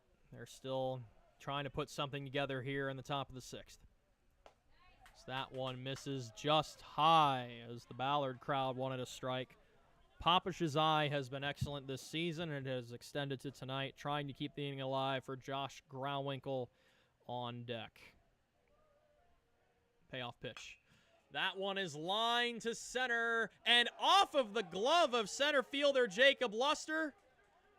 And that is going to make a 3-for-3 night for Popish. And the potential tying run comes to the plate in Josh Grauwinkle.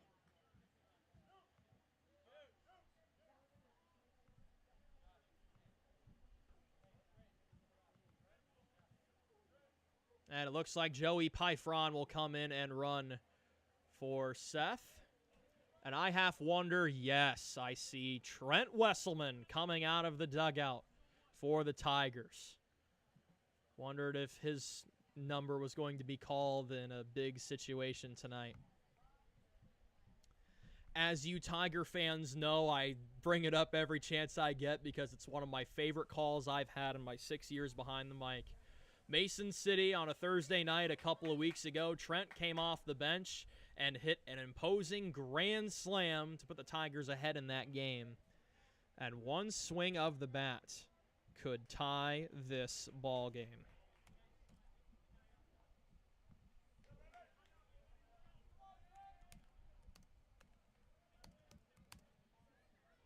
Wesselman will bat in the 9 spot for Grauwinkle. First pitch to Trent. Outside for ball 1. We'll get Trent's numbers up here real quick. Batting .222 with 2 hits and 9 attempts with that grand slam. He's put the ball in play most of the time. He only has 1 strikeout. Pitch. That misses outside, 2-0. Trent trying to keep this inning alive and turn it around to the top of the order with Braden Howard on deck.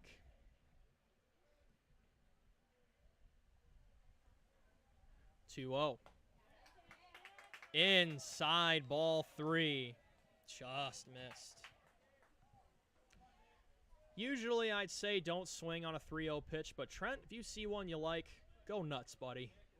You've got the bat to hit it out. Throw back to... Or did that ball squib away? The Gilbert crowd wants a balk. That was an interesting turn of events there. So stepping off the mound was Sean Horst. I think he bluffed the throw to second, and the ball squibbed out and went over toward the third baseman, Sid Farmer. That's Taylor Dukes pinch running at second for Popish after that double. Counts 3-0 on Wesselman. And he takes ball 4. Not a bad at-bat from Trent there. The potential go-ahead run comes to the plate in Braden Howard.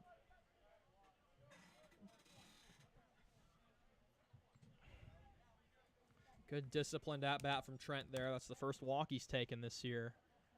As Grauwinkle will come back out to run for Trent.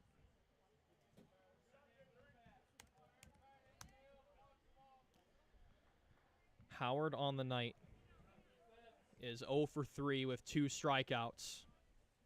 But as the history of this matchup states, batters with the worst lines have some of the biggest hits on the night. As that fastball misses low for ball 1. Tommy McGuire awaits on deck. Grauwinkle is on first. Taylor Dukes is on second. Big moment in this ball game. 1-0. Down low, ball 2. 6 straight balls dealt by Nick Sean Horst. This inning continued because a line drive went out of the glove of Jacob Luster in center, allowed Popish to get to second. And that one squibs away. There go the runners. It's now 3-0. 2 runners in scoring position, and if Braden Howard can get one flared over the infield, that should score at least one. One run here for the Tigers would be a big victory. They don't need them both, but they have to capitalize here. Braden can be picky here if he wants. The count is 3-0. Here's the pitch. That one's down the pipe for a strike as Sean Horst gets one over. Tommy McGuire on deck is 0 for 2, but did draw a walk in the first. As the sun finally starts to set below the tree line, and a called strike on Howard. He knew it. He was just waiting to see if anything came over there. The count is full. There's 2 away. The potential tying run is on second base. 3-2. That one hits Howard. And it's another show and tell walk as Braden is hit on ball 4. It's a hit by pitch. Here comes Tommy McGuire. Are you not entertained, ladies and gentlemen? Bombers, Tigers, never disappoints.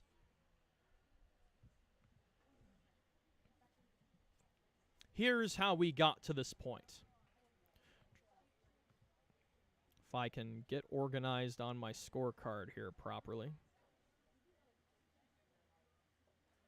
Seth Popish hit an RBI, or Popish doubled with 2 outs. Leyva and Sturgill recorded outs beforehand. I apologize, folks. I'm all kinds of mixed up on my scorecard here. I misput something somewhere.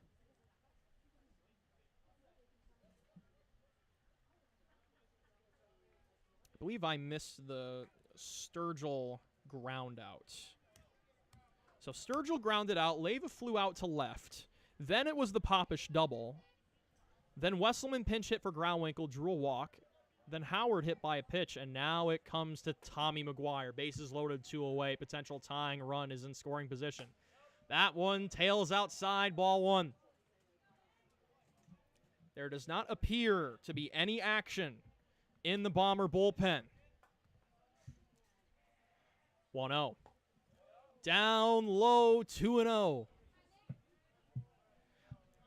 Tommy can be very patient here if he likes.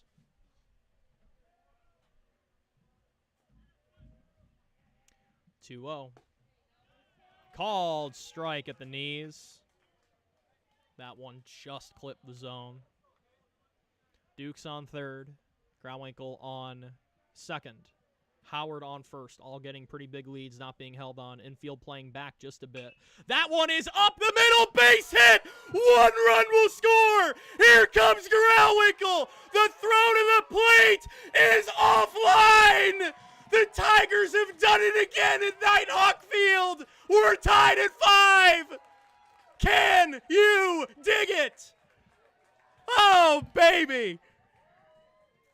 Tommy McGuire up the middle with 2 outs. My goodness. I cannot believe it.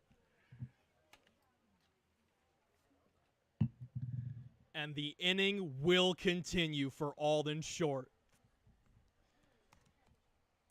Death, taxes, clutch 2-run singles from Tigers hitters at Nighthawk Field. We saw 2 of them last year from Blake Bell and Micah Leyva, and Tommy McGuire has just booted Nick Sean Horst from the game. Oh my goodness. What more could you want in a baseball game, folks? As the starters left the game, the Bombers got 2 runs in the bottom of the 5th off of Matt Zaz. And Nick Sean Horst just got tied up off the bat of Tommy McGuire. And to think, this inning could have been over if center fielder Jacob Luster would have made the catch on the Seth Popish line drive. This has Game 5 of the World Series vibes when Aaron Judge dropped that ball in center field. I see a 5 on the mound for the Bombers. This will be Stetson Kane taking over on the mound.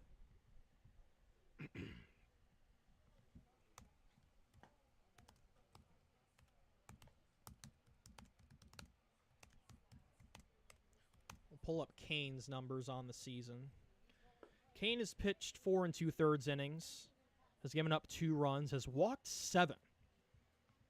And if things keep going the way that they're going, the Tigers can stay disciplined and keep taking their walks. Wesselman took a walk. Howard essentially took a walk, getting hit by a pitch on ball 4. And then Tommy McGuire moments ago with the big 2-run single. Here's Alden Short. He's 0 for 3 tonight.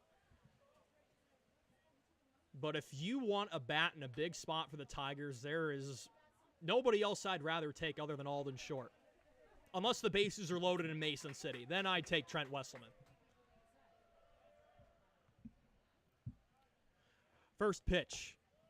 Down low, ball 1. It's Tommy McGuire on second and Braden Howard at third. 2 of the fastest Tigers are on the bases. A bloop could score 2.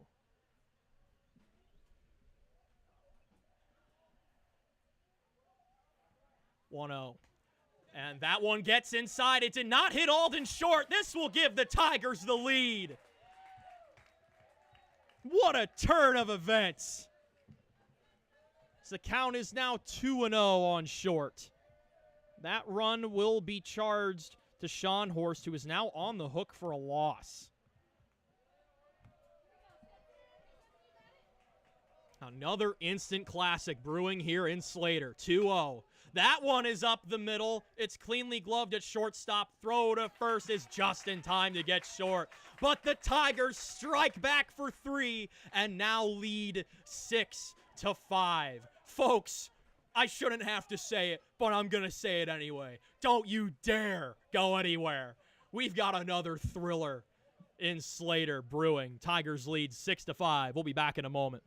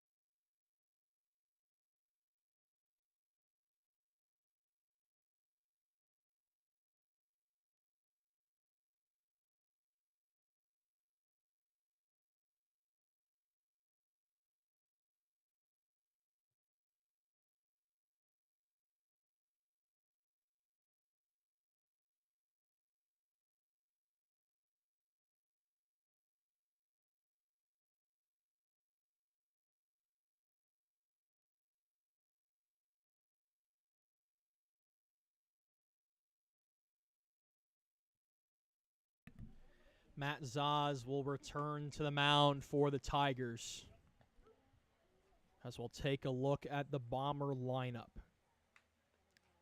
It should be 9-1-2. Evan Kinzenbaugh, Nick Sean Horst, Jake Clement, and yes, here comes Kinzenbaugh. He is 0 for 2 on the night with a strikeout. How quickly things can change in the game of baseball. 10 minutes ago, Matt Zaz was the pitcher who could not hold the tie for the Tigers, and now he has a 1-run lead to work with and is potentially in position for the win here in the bottom of the 6th. That one just misses outside for a ball.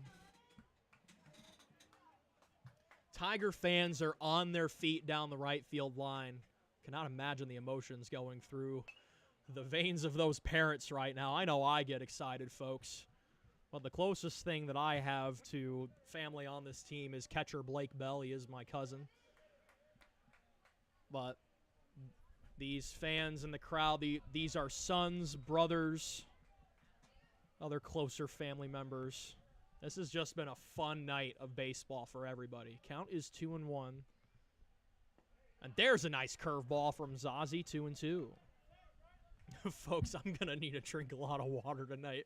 My voice is already halfway shot, and we're only in the bottom of the 6th. That McGuire single got me fired up. That's in the air to left, charging in, and not making the catch is Micah Leyva. It'll be an E7. It squibbed out of his glove.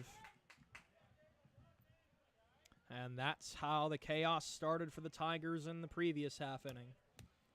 It was a tougher play for Leyva, but he was camped under it and had his glove positioned perfectly. It just squibbed out. So now we're back to the top of the order and Nick Schonhorst. Double play ball is in order. We have not seen a 2-ball turned on either side tonight. There goes the runner. First pitch. It misses high. Throw to second on the money from Blake Bell, who gives a wave, a cold wave to Evan Kinzenbaugh as he jogs back to the dugout.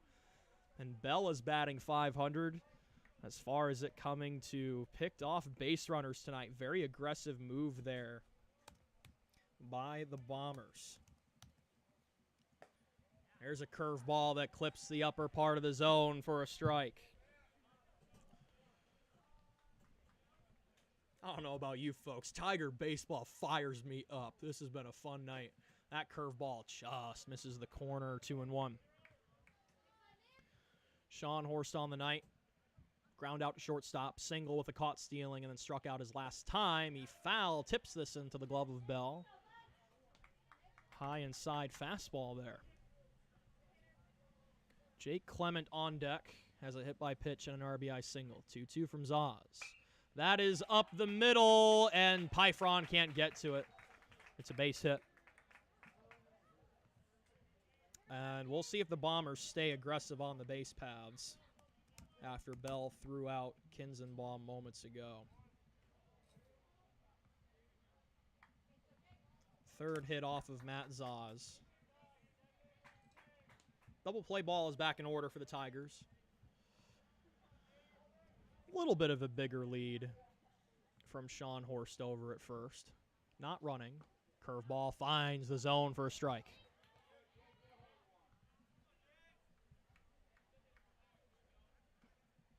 A 6-5 game. Tigers over the number 5 Bombers. Throw back to first. Diving back in safely is Schonhorst. So glad to see 42 of you still here with us. Cale Sleezer on the mic. There is nowhere on planet Earth I would rather be than right here in this press box, folks. So that one misses low and outside, 1-1. 1-1, one away, one runner on, 1-run ball game. Friday night, sun setting behind the trees, so hopefully you folks can finally see the field halfway okay. Throw back to first again, diving back in safely again is Schonhorst. Lots of cat and mouse being played on the bases on both sides. Ooh, that one just missed, 2-1. Just missed the upper outside corner with that fastball. There is some movement in the Bomber bullpen. So that one tails inside, 3-1. No movement in the Tiger bullpen. It would not surprise me if Trip Sturgill comes in and pitches at some point tonight.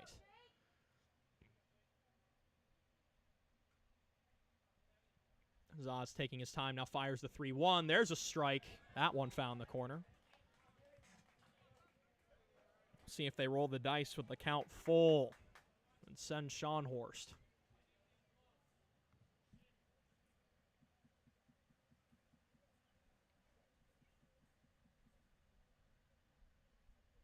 (3-2). There goes the runner. It's fouled out of play. I think that went off of some kind of bleachers over there, but I hear laughter. I think someone was just startled over there. It seems everyone's okay.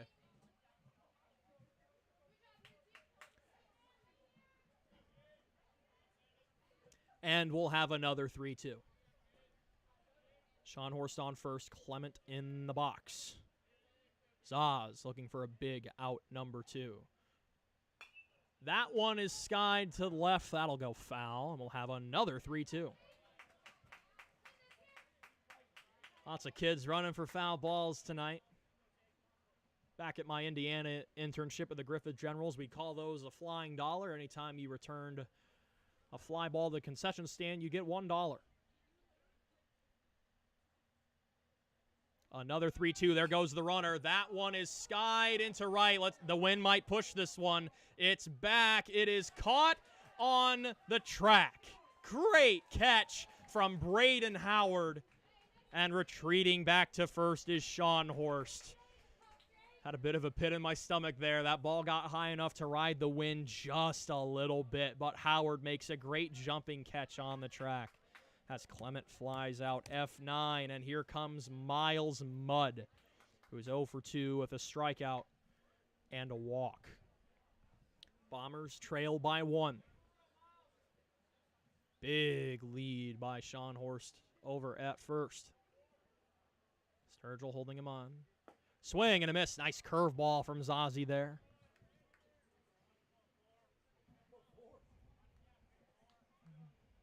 Twilight hour here in Slater. A beautiful Nighthawk field. That one is flown to the right side. Foul out of play.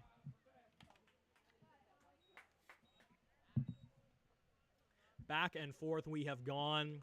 And another game of the year candidate for the Tigers. This was the regular season game of the year for the Tigers last year before their Cinderella run in Sub-State. Looking to knock off number 5 ranked Tigers, or Bombers, as that one skips low and it actually gets away from Bell.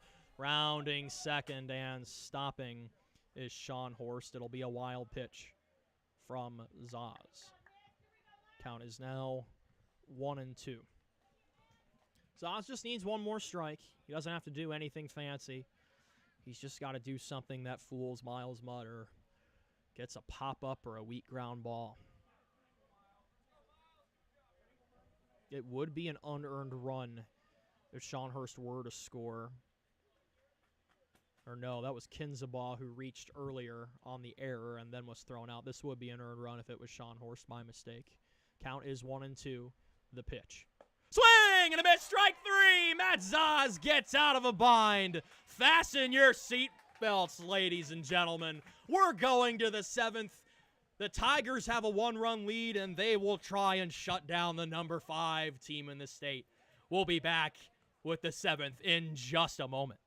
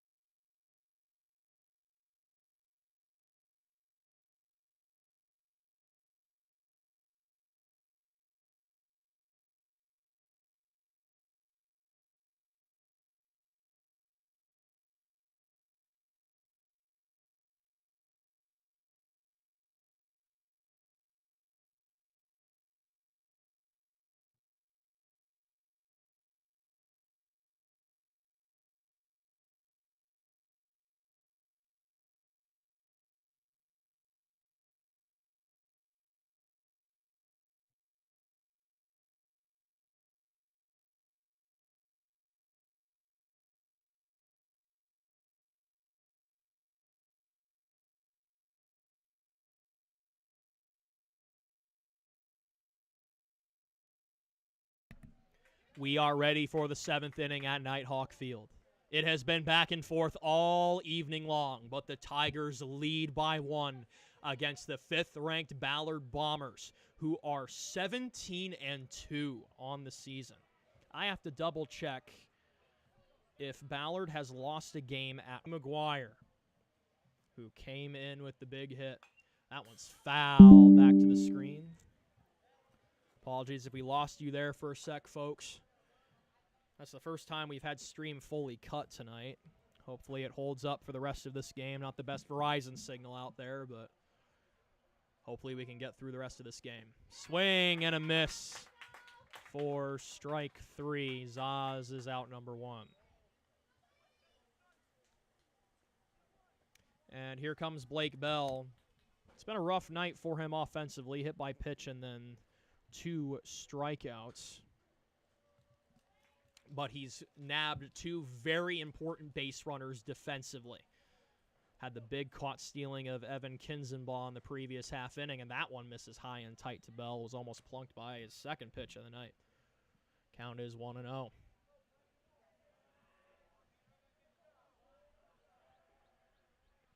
Next offering. Up high, 2-0. Kane got the final out of the previous inning on a ground out from Alden Short. That was to shortstop. So that one's a strike, lower outside corner. Good offering from Stetson Kane. Trip Sturgill awaits on deck. 2-1. That one's popped up. Drifting, and just out of the reach of Jake Clement. It tailed a little bit behind him at the last second. So it'll fall harmlessly for strike 2.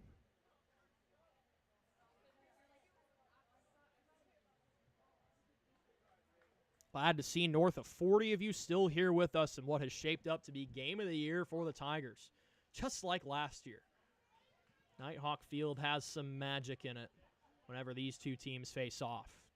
Tigers won 8-7 in 8 innings last year. It was back and forth all evening long. Big hits, big misplays on both sides.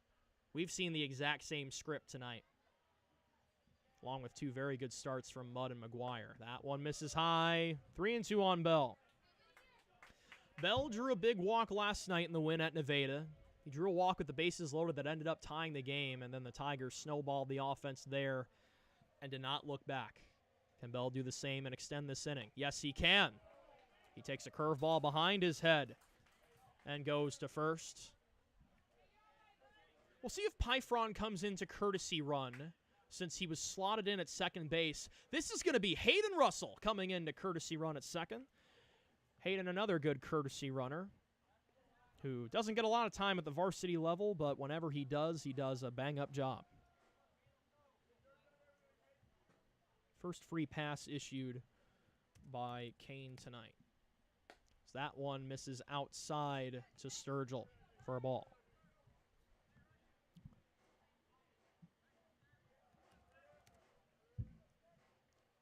And a throw back to first.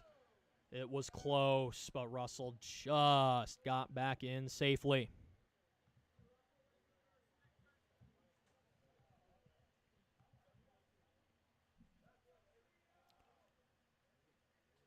One 0 to Sturgill. Down low, 2-0. Sturgill had that RBI double that opened the scoring for the Tigers back in the second. He also had an RBI ground out to get their third run. 2-0. Down low, 3-0. And now a bit of trouble locating for Kane on the mound. Sturgill can be very patient here.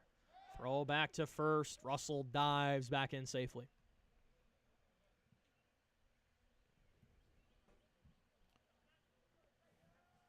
Modest lead by Russell, not too big off of first. Here's the 3-0.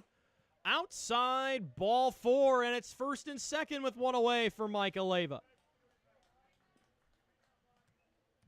Back-to-back walks issued by Stetson Kane, and here comes the Bomber pitching staff.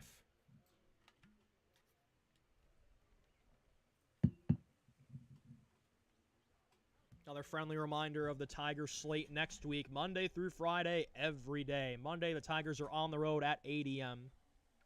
Tuesday, the Tigers finish up a suspended game against Boone, tied 6-6. That'll start in the top of the 4th at 1 p.m. Tuesday. Looks like Stetson Kane is coming out of this game. We'll get to the sub in a moment. Wednesday, the Tigers host the Bondurant Farrar Blue Jays at home. Then Thursday, it's on the road at Carlisle. That will exclusively be aired on Carlisle's broadcast. We'll bring that link to you folks once we get closer to that game. And then Friday, it's the Prange Classic at Ankeny High School. The Tigers will face Des Moines Christian and Urbandale. That slate of games will start at 12:15 p.m. We will see you here on Tiger Broadcast for that game. And, Mom, I promise I will try and sunscreen better this year. I had a pretty crispy left arm by the end of that Prange Classic at Saydell last year. I promise I tried, Mom, but I just missed my left arm for a little too long, and all of a sudden I had a crispy left arm. We'll see who the new arm is on the mound. I believe I see a 6. Looks like Sid Farmer's coming in to pitch. We'll pull up Sid's numbers on the year. 9.2 innings pitched for the sophomore. ERA of 1.45, 3 runs, 2 earned, has 7 punch-outs. 3 walks and a hit batter on his line as well. And we'll resume play. There's 2 on and 1 away for Mike Aleva. So Stetson Kane can only manage to get through 2/3 of an inning, split between the 6th and the 7th. Tigers looking for one of the biggest upsets in the state this year. That one is flared to left center field. This is going to get down, but we'll see if Russell can get to third in time. He cannot. Tough break for Russell there. He had to hold up and make sure the ball was caught. It was not, so it will be a fielder's choice and out number 2. I believe that's an 8-5 fielder's choice for Leyva. Nothing that Hayden Russell could do there. But here's the hot bat of Seth Popish. He is 3 for 3 with 2 doubles and an RBI. That line drive went out of the glove of center field Jacob Luster in the previous inning and allowed the Tigers to snowball and get the lead. If that ball is caught, this game might be over by now. Counts 1-0 to Popish. Leyva on first. It's Sturgill on second. And, called strike at the edge. It was borderline. Count 1-1. Josh Grauwinkle awaits on deck should the inning continue. As Popish will step out briefly and recompose. Popish in the DH spot tonight. Hit for Isaac Renzi, who started the game in right field earlier. So that one misses 2-1. That was almost in the same spot as the last pitch, but Popish, as I mentioned many times before, has shown excellent discipline this year. Laid off a pitch very close to the previous strike call. That's laced but foul down the right field line. As Gilbert fans dodge the laser down there. Count is now 2-2 with 2 away, 2 runners on.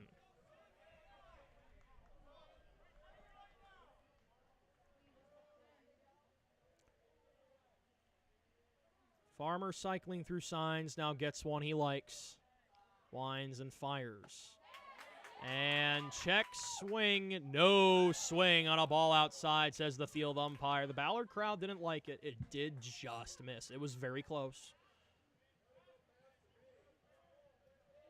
Runners should be in motion with full count and 2 away.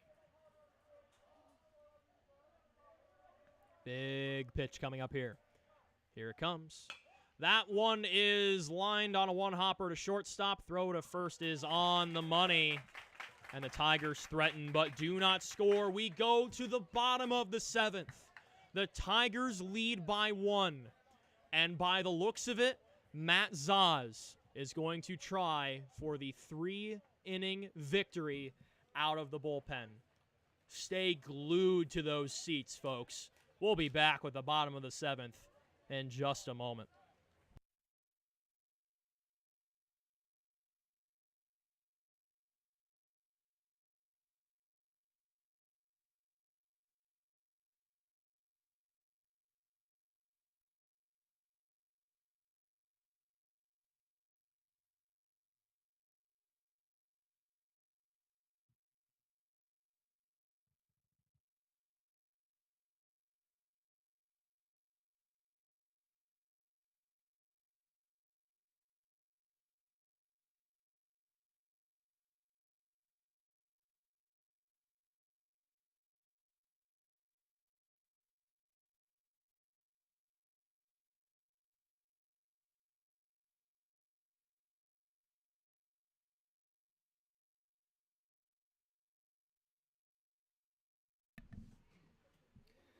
Mr. Jacob Luster will lead off the bottom of inning number 7 for the Bombers. 4, 5, 6 in the lineup. Luster is 3 for 3. He had the RBI triple to open up the scoring in this game. Matt Zaz trying to shut the Bombers down on the ground to third. Cleanly gloved by Grauwinkle. Throw to first. One away. One pitch, one out for Zaz in the 7th. Hit well by Luster, but snagged nicely by Grauwinkle. Grauwinkle hasn't played a lot of third base this year, but has had 2 really good plays out there tonight. And here is Stetson Kane. Kane is 1 for 2 with a single and a walk. That one swung on and missed on the curveball. The Bombers are the number 5 3A team in the state of Iowa. They have won 17 games and only lost 2. As that is up the middle for a base hit, as the Bombers are not done yet. 1 out single for Farmer. 4th hit given up by Zaz. 9th overall hit for the Bombers. We'll see how long Zaz's leash is here if he gets into trouble. I would imagine that Trip Sturgill would be available to come in from first base, and then Zaz could sub in for him. Here's Sid Farmer. Has an RBI hit by pitch, a line out, and a single on the night. First pitch. Foul back to the screen. Good bender there from Zaz. Zaz has 2 saves on the season. He had an electric one in Carroll a few weeks ago. If he were to get the save tonight, I believe that would put him in the Raccoon River Conference lead for saves as he throws back to first to check on Kane, and he dives back in safely. Count 0-1 on Farmer. That's a check swing that rolls to Grauwinkle at third. He throws to first. That's 2 away. The runner does advance, but I'm sure the Tigers will exchange an out for 90 feet there. And the final out of the evening rests on the shoulders of Brady Hillebrand, as Farmer grounds out 5-3. 2 good putouts by Grauwinkle at third. Potential tying run is in scoring position.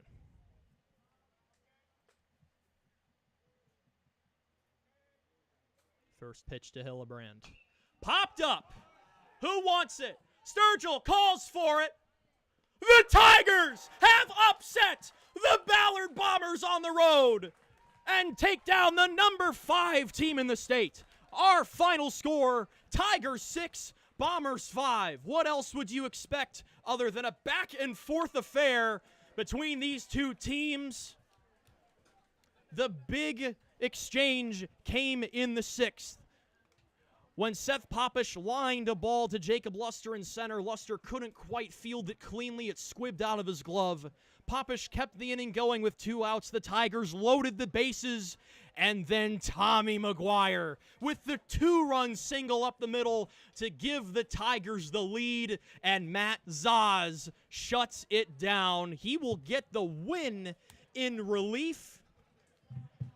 And folks, what more could you ask for on a Friday night? It's been toasty, it's been gritty, it's been a spectacle to take in. I'm going to make this one into a condensed game just like last year so you folks can enjoy it again and again. We'll do the same with the radio broadcast from Nevada last night. That was a fun game. The Tigers improve to 10-8. They've won back-to-back games after losing 5 of 7, and this victory will send shockwaves through the state of Iowa and the baseball rankings. That is also the first Bombers conference loss as they fall to 7-1. Folks, my name is Cale Sleazer, and I love my job. That was a fun night. Another big thank you to Ballard Athletic Director Nate for letting us have some room in the booth tonight. Tigers will be back in action for a full slate next week. We hope to see you on Tiger Broadcast on Monday at 8 a.m. We still have not heard from 8 a.m. yet. We will for sure see you to finish the suspended game against Boone at 1 p.m. here on Tiger Broadcast on Tuesday. Until then, my name's Cale Sleazer. Thank you, folks, so much for joining me for another instant classic at Nighthawk Field in Ballard. We'll see you next week for a great slate of baseball. Stay safe out there, folks. Stay hydrated, stay cool, and go Tigers!